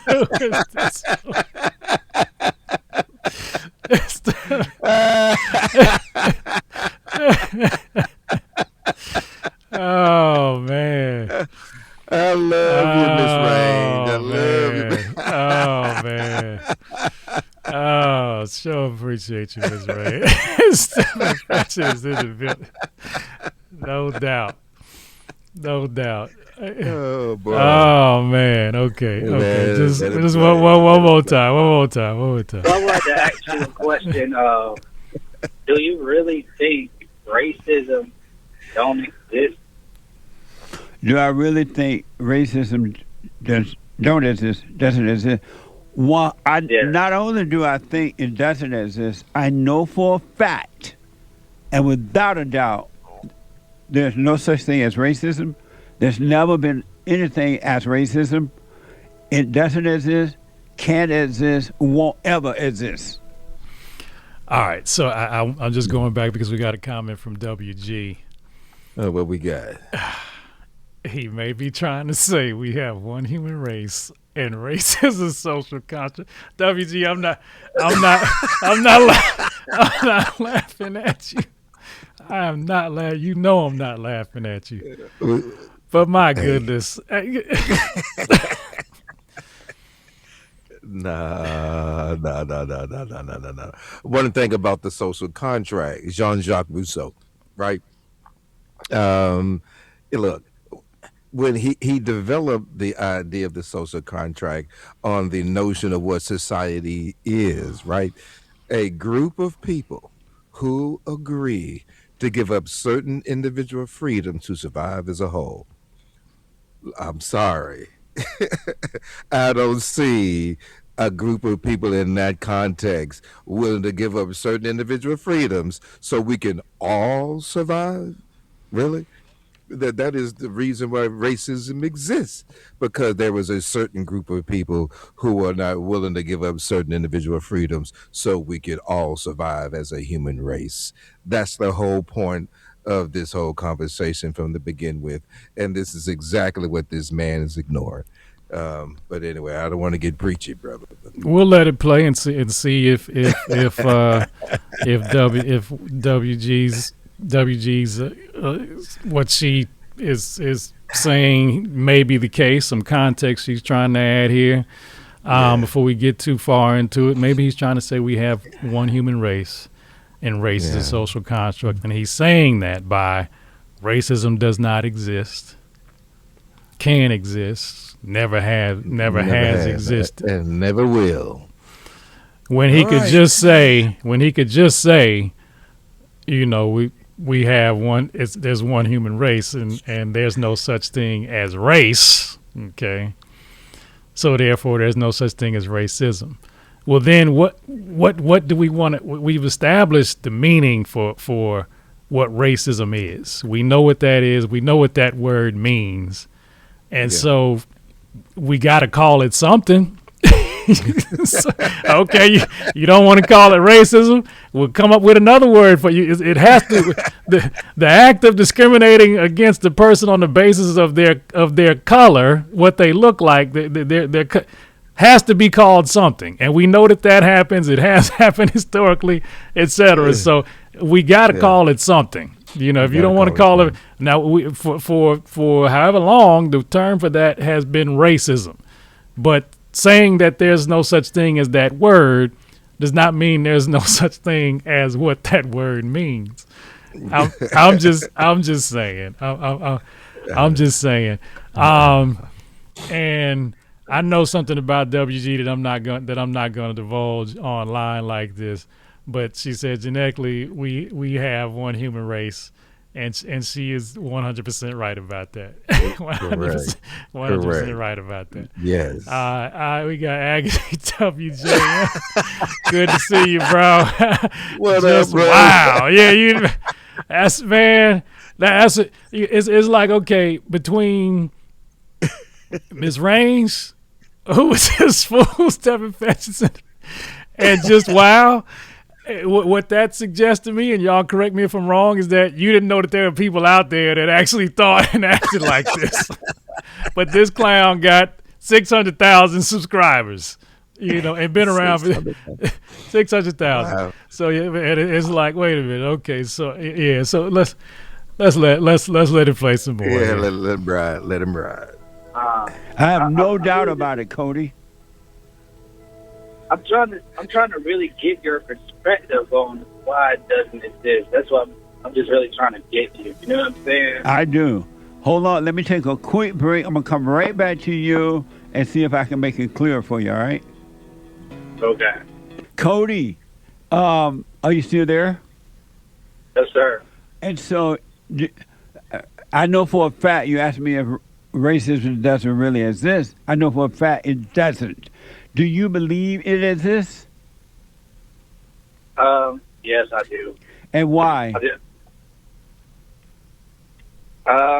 Just by the way society is set up.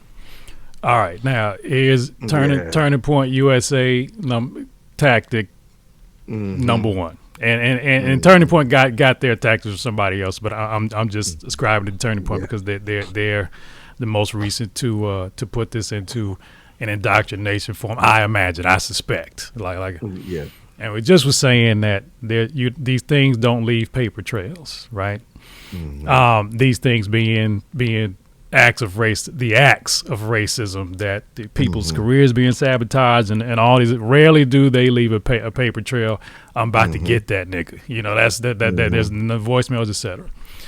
So what Jesse Lee Peterson is asking, okay, and which is a tactic, you prove to me that it exists. Now he's the one that says that it doesn't exist, that it doesn't exist. Yeah. But instead of him saying why it doesn't, he says, show me the paper trail to say, you prove to me why it does exist. Mm-hmm.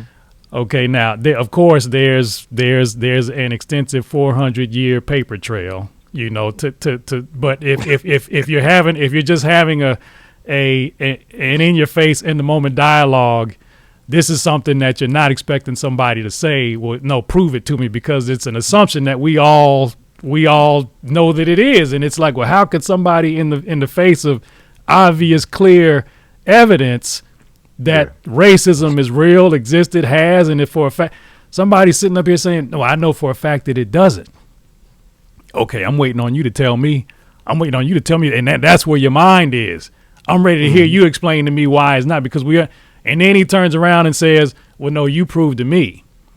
Yeah. It's like, well, you forget all that you already know.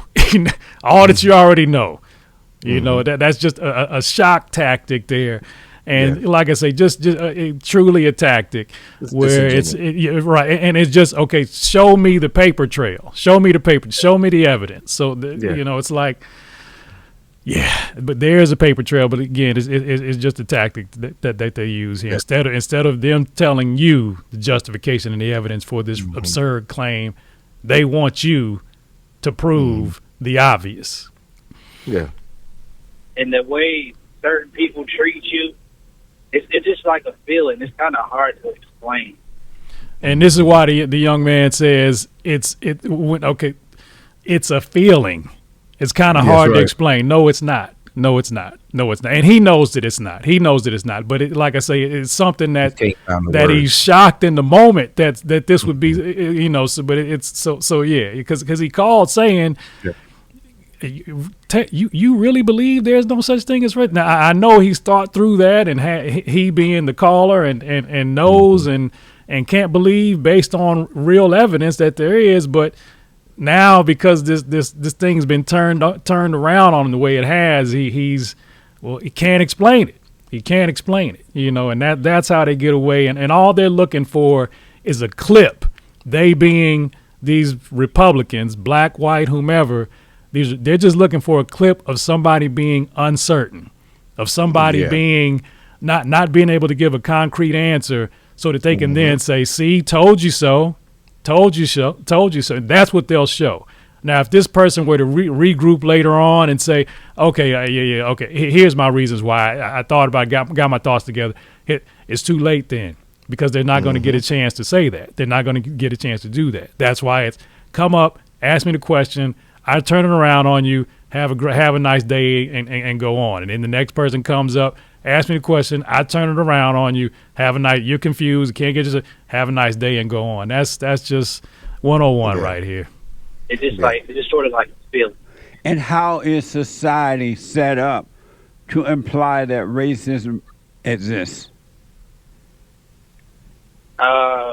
Just by like all of the people that's in charge of everything is considerably white, and they run all of the big companies, and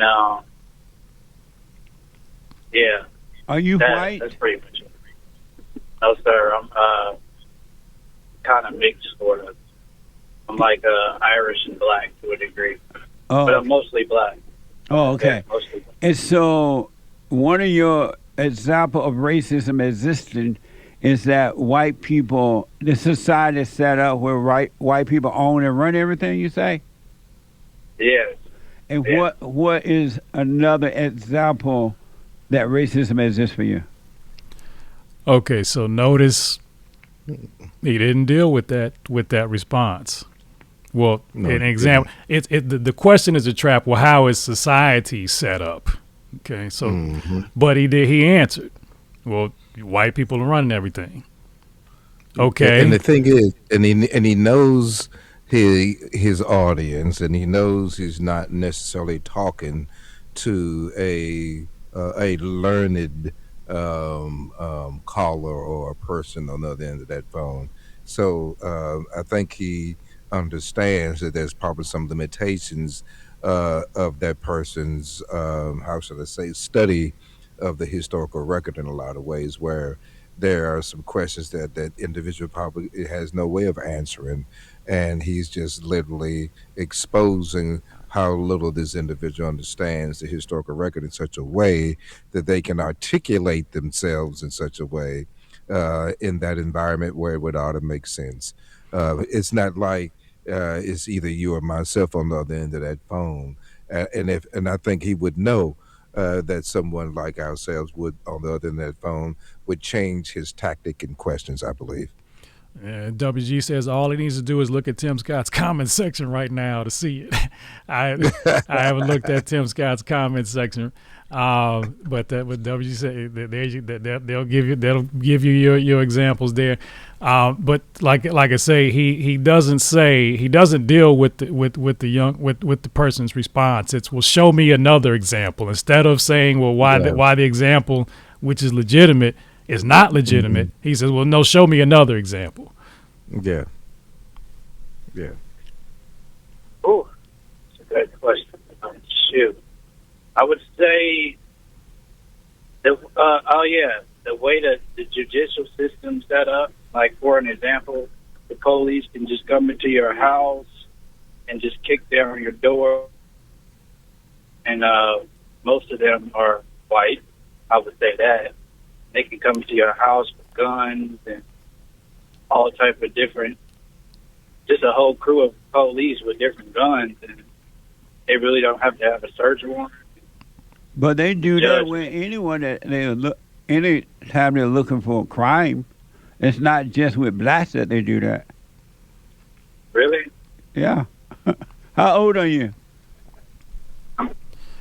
So that answer there kind of alludes to is along the lines of what we were saying. Okay, so you saying that some things happen to all people does not deal with the question of things happening disproportionately, or the reality of things happening disproportionately to some, Correct. and not others. That's right. And the reasons for that. So that's Correct. a tired response, but it is a tactic to say, okay, well, they will take, and we've talked about this before. They to avoid dealing with the specific, they will then elevate to the general. To say, and this happened just here. Okay, well, the young man says, well, he's talking about when he says the police will just come in and bust down. He's talking about they'll do this to black people. That's what he's saying. And so what Peters does is he elevates to that specific. He elevates to the general. Will they do that to all people? Mm-hmm. And now you gotta go into the whole. Okay, we got to pull out all the statistics and and this, that, and the other, and go into the weeds of this happening disproportionately to black folks, and then we'll see. They do that with anyone. Anytime they try to find any form of crime, whatever it may be, they get a search warrant like that, and they do it to anyone. Well, I just see it mostly happening predominantly in the black neighborhood. Why is that? You don't ever see, do you see it in the white neighborhood and other neighborhoods? No, I don't see it in the white neighborhood. And why are you only seeing it in the black neighborhood? I hope you enjoy the app. Have yourself a fantastic guitar journey. I hope a meme doesn't Here's pop why your up. prostate problems keep coming back. And the my easiest way to prostate fix problems. it without drugs, surgery, or endless That's a good question. Do you watch BET or believe- something? Yeah, I used to back in the day. No wonder. All right, man. I think this enough of that, man. It's the same stuff he's here. hard. Same stuff here. But Yeah. but they out there. They out there, and that's what if you want to be a black person in the Republican Party, you have to buy in to this silliness. Yeah, and you know, we've discussed this so many times, man. It's nothing wrong with an individual defining their positions clearly, and then we have these so-called black conservatives, and I don't even think they even understand conservatism as a concept or an ideology. As I said before, I honestly think this is a grift, and they understand algorithms, and they are ready to say about anything, just about anything, to get their clicks and likes up, to try to monetize their platforms, bro. I honestly believe that half the stuff that we're seeing is probably as disingenuous as anything that we've ever seen online in general. So I don't give it a lot of how should I say, credibility in my mind, because the way social media works and how it can be monetized, and with the sensationalization of a lot of things that we see in the news, like the old school yellow journalism type stuff from way back in the day, you remember, and just to take these stories and run with it and be as outrageous and outlandish as you possibly can. And what would be more outrageous to have a black person say, racism doesn't exist, never existed, it never will exist. I mean, people are going to click that link to see what kind of black person this is that would say something that ridiculous. And apparently, both podcasts have shown that kind of rhetoric is profitable. It just seems to me. I really don't believe that they actually believe what they're saying. I just think this is just about grift and monetizations of their platforms. I tell you what, let's let this play out some more. Let's let this play out some more. Yeah. Yeah.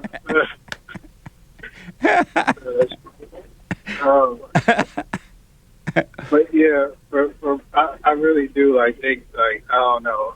I don't think white people are born racist. I just think something happened back in the day to where one person didn't like a certain person over another skin color, and it just trickled on down into slavery, and then after that, the Ku Klux Klan, and then segregation. So I want to ask, how?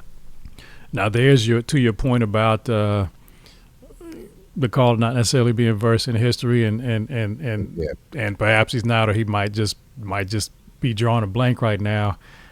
One person not liking another person's color is what led to slavery. Yeah. You can tell that the young man was just, and that's what troubles me, and that's why we're doing this show, bro. I mean, young people have to have a place where they can go and get truth and clarity, and that's what we're trying to do. And I honestly believe because of that, the growth of what we're trying to do online is not as fast as some of the growth that we see on some of these other platforms, because we're not willing to compromise. We're not willing just to sit here and just totally misrepresent the historical record to a young man like that, in order to get clicks and likes. We're gonna help that young person. He sounds younger than us. Hell, I'm almost 60, so I guess I could say young man. That it's not right. It's not fair to take advantage of these young folks' lack of how should I say, study in these areas. It does take a minute to gain a real good understanding of the historical record of this country. You got to read it. Now, I suspect that that Jesse Peters isn't a student of the historical record himself. Correct. Correct. Aggie WJM says, "Where does this guy live, and where is he from, man?" That's a good question. I don't even know. That's a good. That's a good question. I don't even know. I don't know where this dude is from. Good question. Do you think racism don't exist when all of that happened, with the water hose and sticking dogs on black people back in the day, and the KKK and slavery? No, he's coming into it. Think racism exists when all of that happened? Well, number one, slavery during that time happened to all races of people. It wasn't just black people. And number two is that it was. Now, so did you see the tactic? Go from the question is about specific. Mm-hmm. He goes to the general.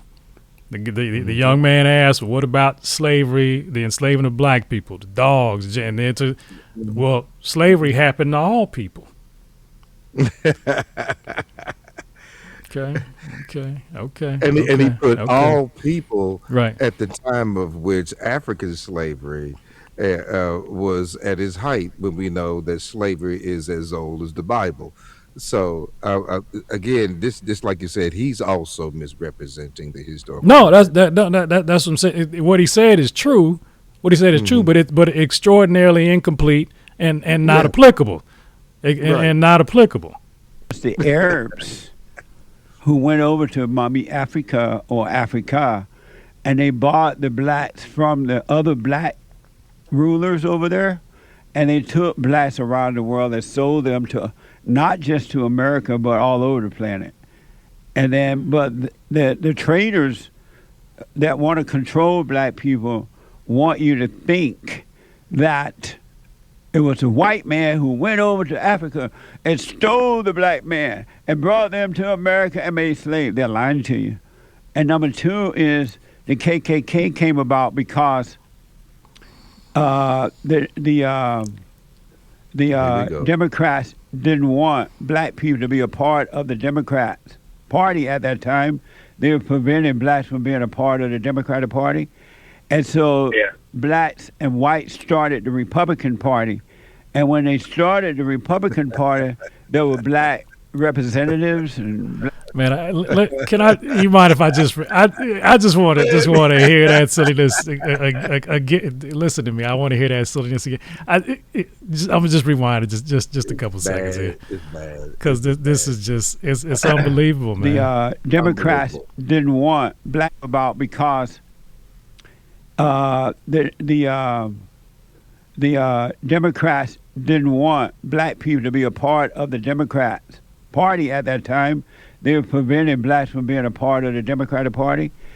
All right, now you say at that time, the Democrats were preventing black people from becoming a part of that party. Let me see here, Democratic Party. I wonder why. They want black folks to be a part of the party. Because racism didn't exist. You didn't know that, right? Because they were being enslaved. The Democrats were the enslavers. So I would imagine that they would. Okay, all right. And so blacks and whites started the Republican Party, and when they started the Republican Party, there were black representatives and black and white people working together, and the KKK didn't like that because they didn't want the Republican Party to rule over the Democratic Party. They didn't want them to be in charge. So they stopped that by attacking the blacks because they were in position of power. So it had nothing to do with the color. It had everything to do with the power, in the same way that the Democrats were attacking. Yeah. They attacked the blacks, but they attacked the blacks because it had nothing to do with them being black. They just attacked the blacks because the blacks were in power and they helped establish the Republican Party, as he said. But though the KKK had to stop the black, but there's no such thing as racism. Why in God's name would the KKK want to attack and stop and attack black people if race never existed? See now, the thing is that you already know the errors of his going ons about history here. You already know, so the question, I take it just rhetorical. And another problem is this is an example. Ms. Rain said that the three women need to go back to school and learn black. And I was saying that ain't gonna help. They went to school and they didn't learn. And even if they went to school nowadays, there's only a handful of classes that they could go to in the whole country where they're gonna actually learn what needs to be learned. This is somebody who sat in history classes but never learned a bit about the actual truth of American history, and all that he knows, all that he knows is what has been fed to him and what he wants to hear. And so what he is confusing but saying as fact is Reconstruction. Okay, and I'm not going to go into a lesson on Reconstruction, but I just want to point out again the tactic. The question or the what's being discussed by the caller is specific. What about the racism? What about the actions targeted at black people? And he takes that and says he goes to the general. And no, it wasn't about black people. It was about the general concept of power. Okay, no. The Democrats, the KKK, were just a wing of the Democrats that were trying to fight against the power being held by the Republicans. And so this is what the reason for those what you have heard about is being crimes against black folks. This is not something that was done for the sake of because they were black. It was done because they were fighting against power. Okay, Yeah. specific to general. Let me see here. WG. I want to make sure we get all the or he thinks that's what his audience wants to hear. Yeah, he got 600,000 folk that want to hear that. 600,000. Grift.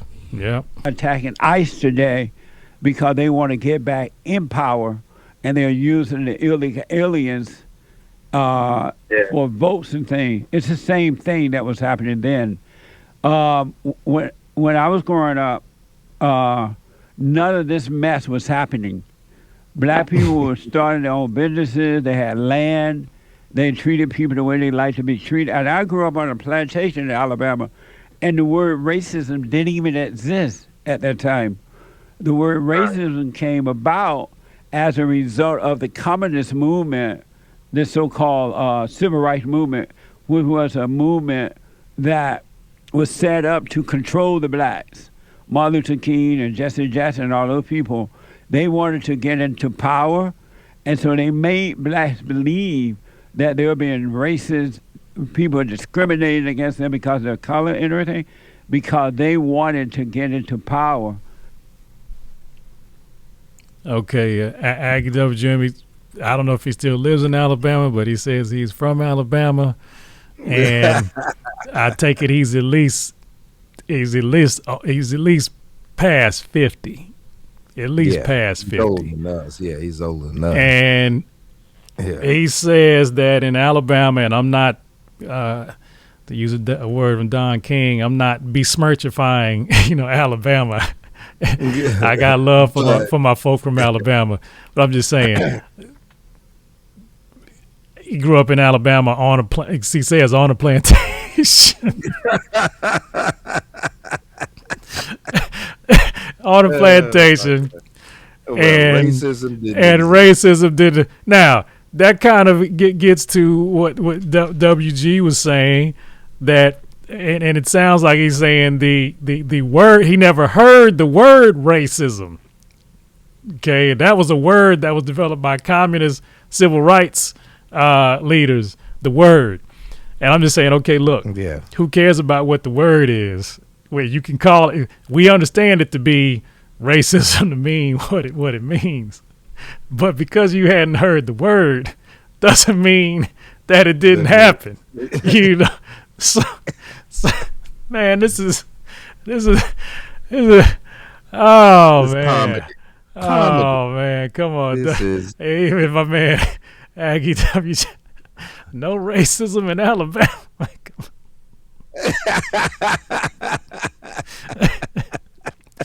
Hey, look. Not on his plantation. Oh, man. It won't have racism in Alabama, not on his plantation. Man. Maybe somebody else's plantation, but it wasn't no racism on his plantation. So it sounds like what he may be saying is, okay, let me see here. Okay, I appreciate you, Aggie W. He's fact checking here. He says he's 76 years old, man. This dude grew up in Alabama, and he goes in here and say racism did not exist because he never heard the word. So what he means, I take it in his the title of his this podcast here is the word racism. I never heard the word racism growing up. I'm trying to be like WG here and just kind of maybe human race thing and give him maybe what he meant to say is that he never heard the word racism, and maybe he meant to put quotes around the word racism in the title. Miss Raines, help me if you still my English teacher. And see WC says, "Oh my, head in the sand underwear.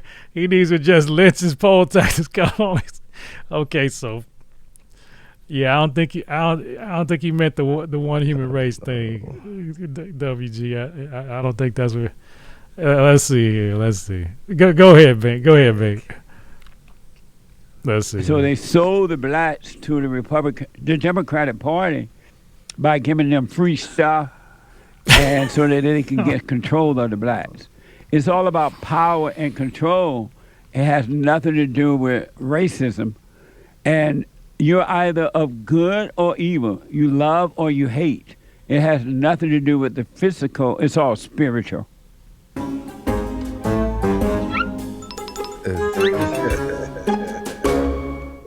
I can't wait to see the look on her face when she opens this for Valentine's Day. Look at this card. Spiritual. Absolutely.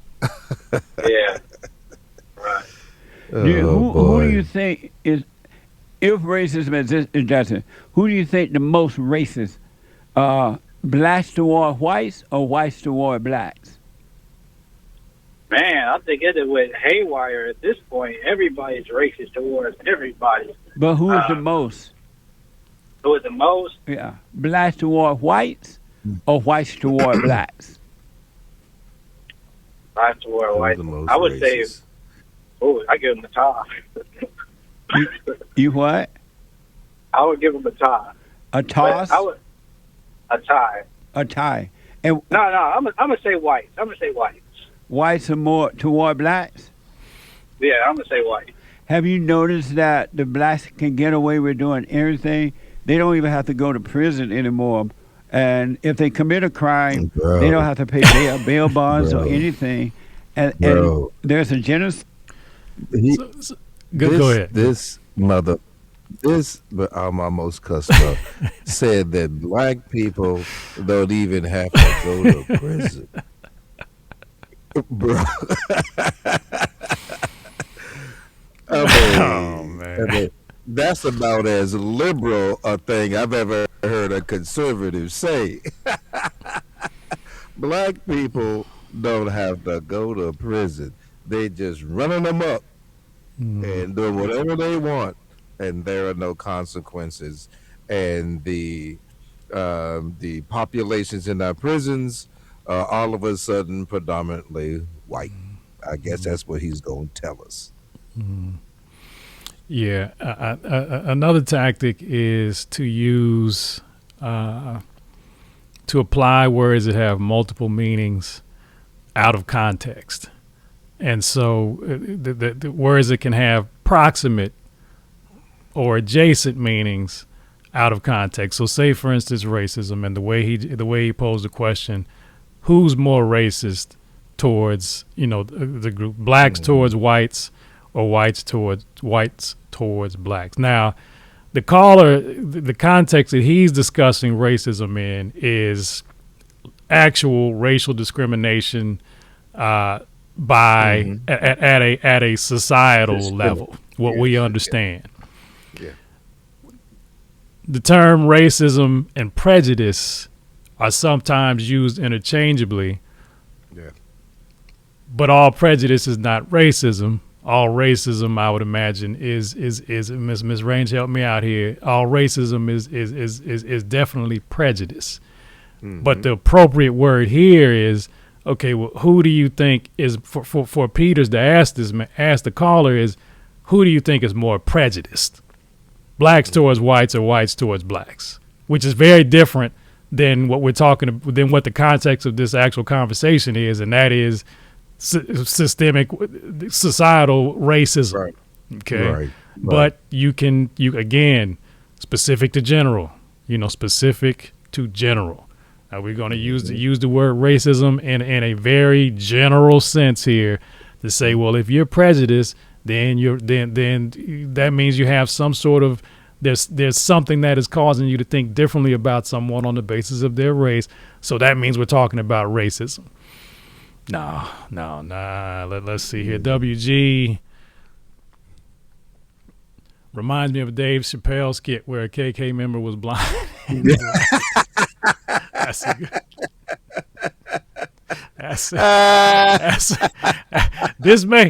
I think this dude's been around a minute, and he may be who inspired that Dave Chappelle skit. If he's been talking like this for a while, this is just. Oh man. Okay. All right. Let's see. Let's see if it gets better, man. Upon white people, the blacks are knocking them out, robbing them, raping them, killing them, breaking into their homes and everything. And even people like Jasmine Cricket and everybody, they always cry racism.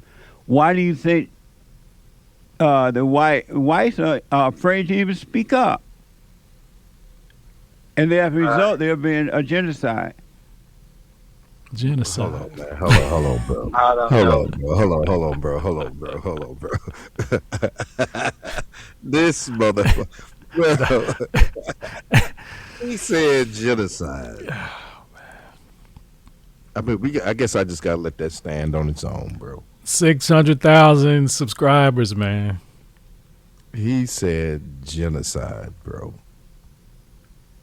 13% or less of the population has the power and the wherewithal to commit acts of genocide against the 60+% of the population, using what to conduct this genocide? I mean, but just like you said, man, it's got 500,000 subscribers, so it is what it is.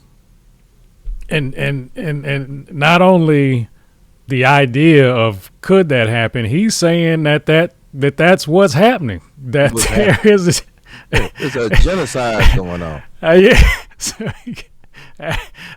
And black folk are not going to jail. Hey, WJ got a question for you. Say, who is Jasmine Cricket?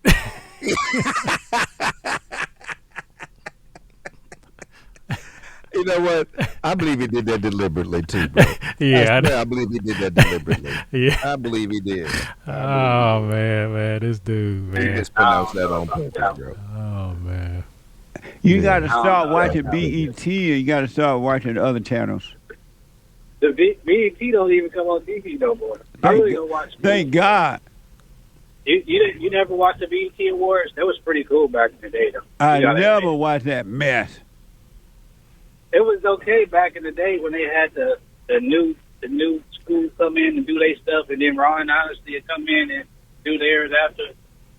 You know, the old school would come in and do their show after the new school. It was pretty cool back in the day, but it just died down because of like social media and all of this old crap.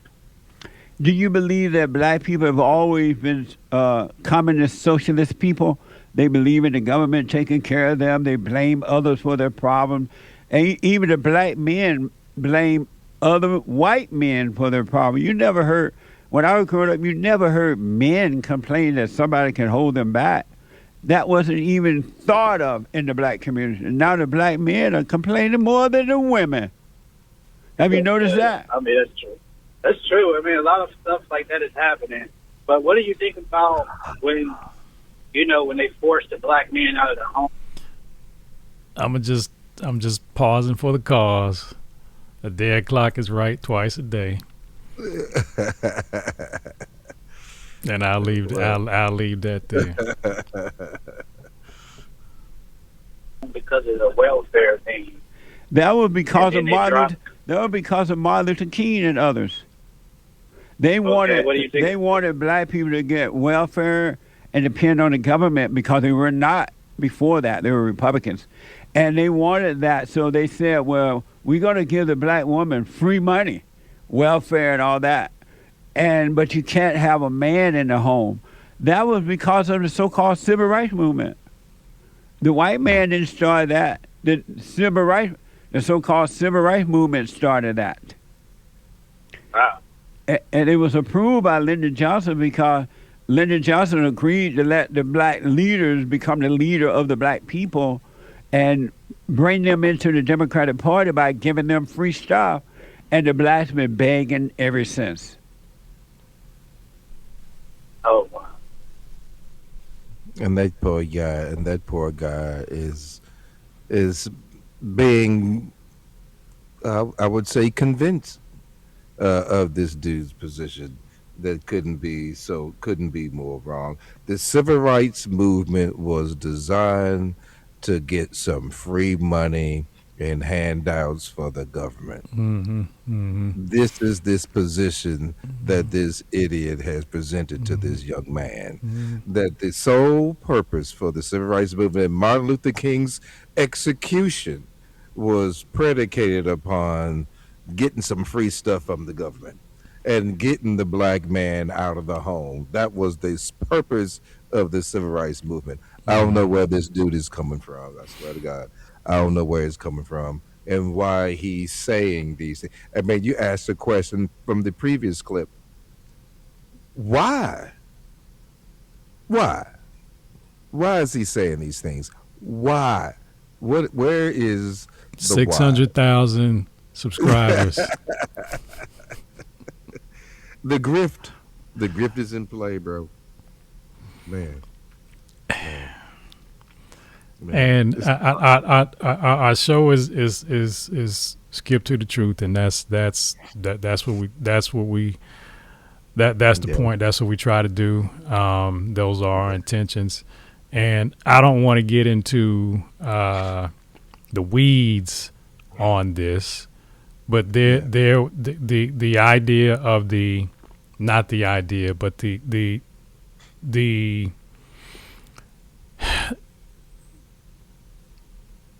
dysfunction of part of the dysfunction of the black family. It has been influenced not by the civil rights movement, but by welfare programs. That is something that is my instincts, my study on that. Know that is substantial, that's substantiated. He's dead wrong about that, that being the motivation for the civil rights movement. But it is important to me to be truthful about things, and I don't want, if somebody's right, they're right, regardless to, the messenger. If the message is right, it is what it is. So I just wanted to make that clarification there. I do agree with that. Welfare did have some. I don't even want to say they're unintended consequences, because I suspect that these things were known because the policy said so. Human nature. Again, I don't want to get into the weeds on. We can say that for another show to talk about. Yeah. But he's dead wrong about the civil rights movement being the source of that there. But go ahead if you wanted to respond to any of that. Well, he's also wrong about the intent of social welfare programs and its inceptions and origins. From what I remember, I think it was The Color of Money, which was a really good book I read years ago, that actually talked about these social welfare programs were designed to help white families who were migrating into cities looking for jobs.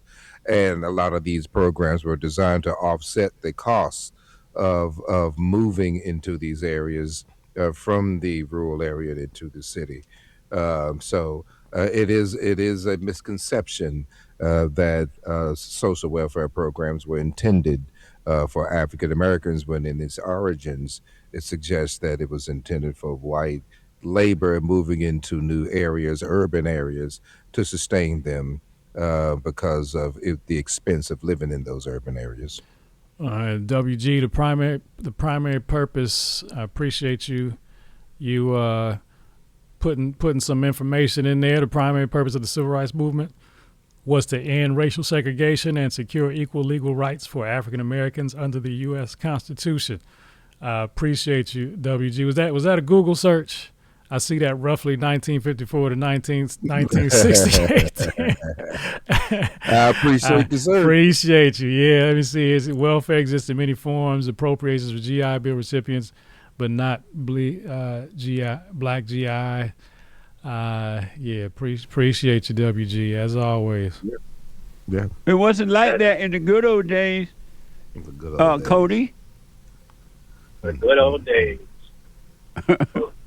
What was the good old days? When black men and women were independent thinkers, they didn't even think in groups. They went into this mess about I'm black and I'm proud, and the white man can hold me back, and they can't start their own thing. Black people were doing their own individual thing, and they treated everyone the way they would like to be treated, black or white, and the white people treated them that way. All right. So do you believe, like, this government is set up for black people to, like, succeed? To what? Like, do you believe that the government is set up for black people to succeed? To succeed? Yeah. Speak right into your phone and a little louder for me, Cody. I'm sorry. Can you hear me? Wait, hold on. I said, do you believe the government is set up for black people to succeed? No, the government is set up to control all people who allow themselves to be controlled because they need you to vote for them and they want to say there's some type of problem so they can get money and all that. And so especially for the people color, quote-unquote color, the blacks, the Mexicans, the foreigners, the illegals, they are using the government by giving them free stuff to control them. Takeda Pharmaceuticals, working to create better health for people and a brighter future for the world. With over 20,000 employees across the U.S. in research, manufacturing, treatment of disease, and plasma donation centers. Takeda Pharmaceuticals, better health, brighter future. I'm Jesse from Outsiders Calling, and I love adventurous family travel with my wife, Jenny. But white people, I guess more are accepting government handout now than ever before. But white people, as black people used to be, are more independent, and they didn't get caught up with the government like that because they had self-control.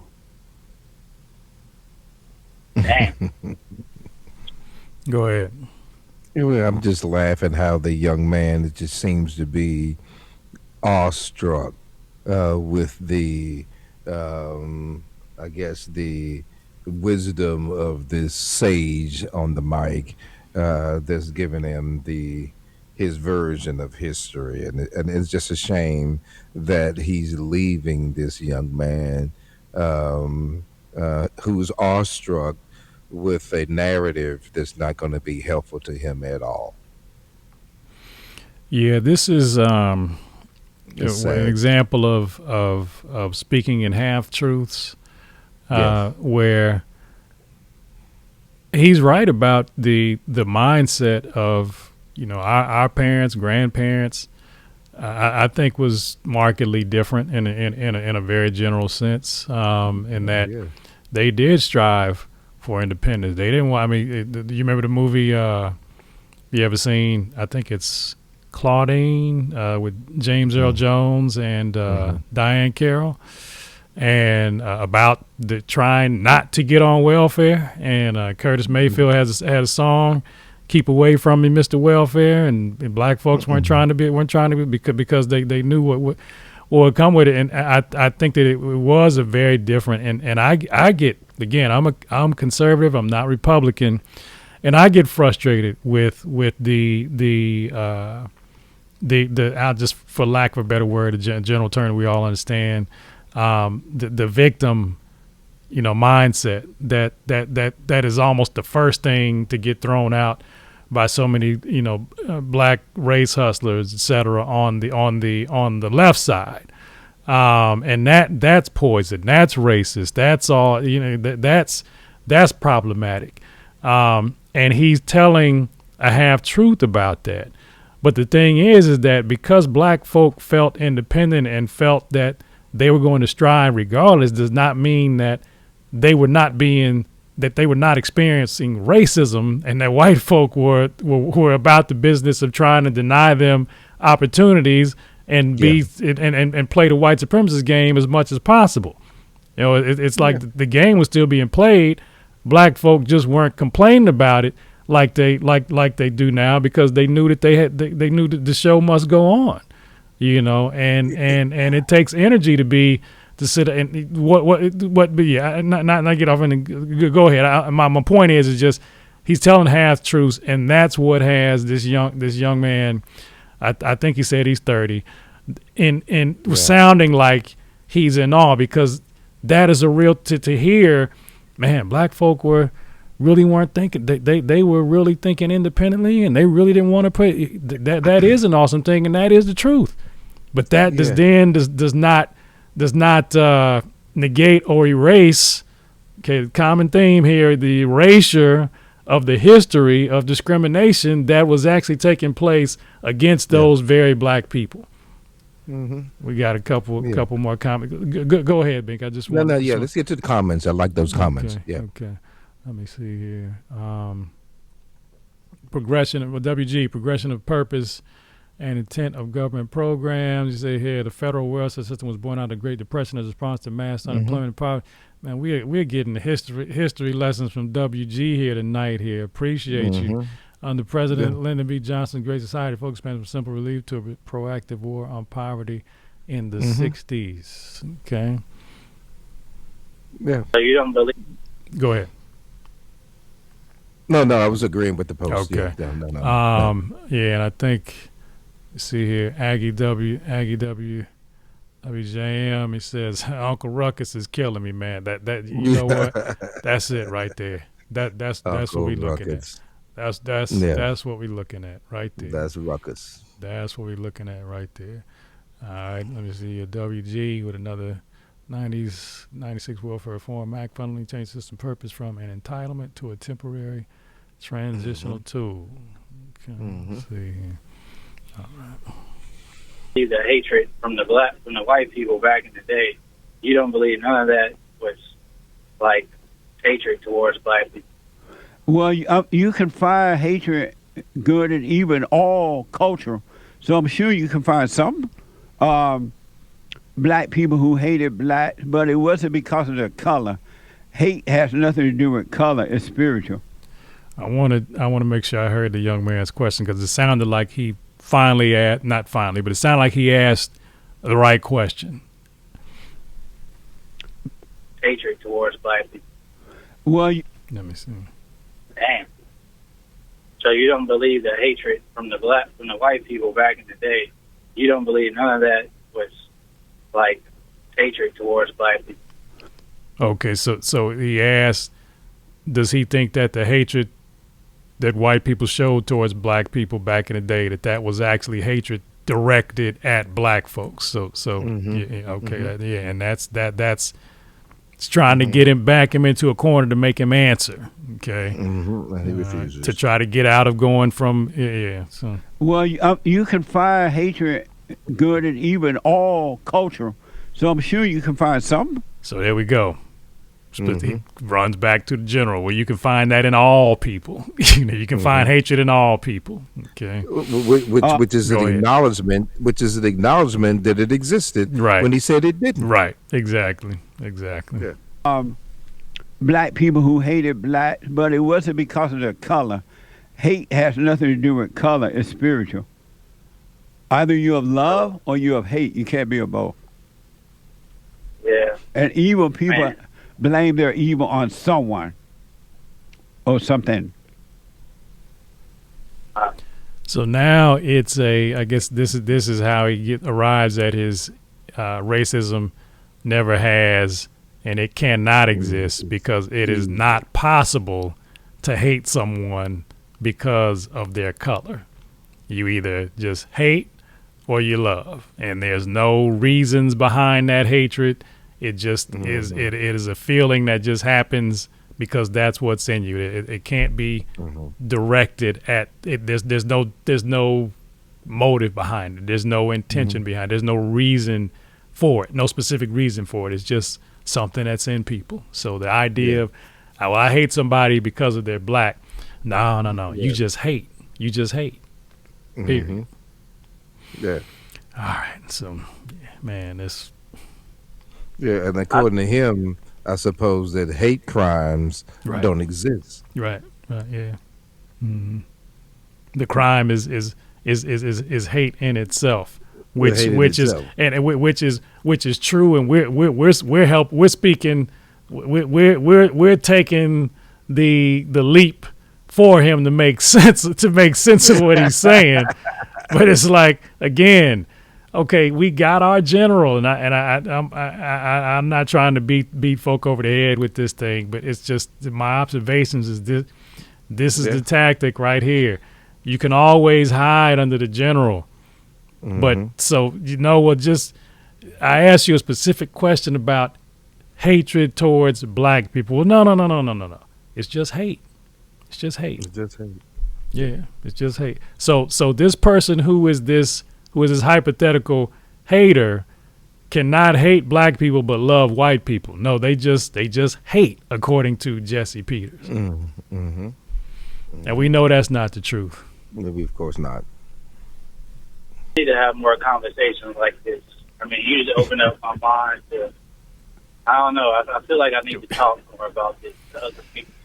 Open my mind. Well, feel free to call anytime. So I'm about to get you some more subscribers because you've opened my mind, and I'm going to talk to more people about this, what you've just opened me to, that racism does not exist, cannot exist, has not existed, etc.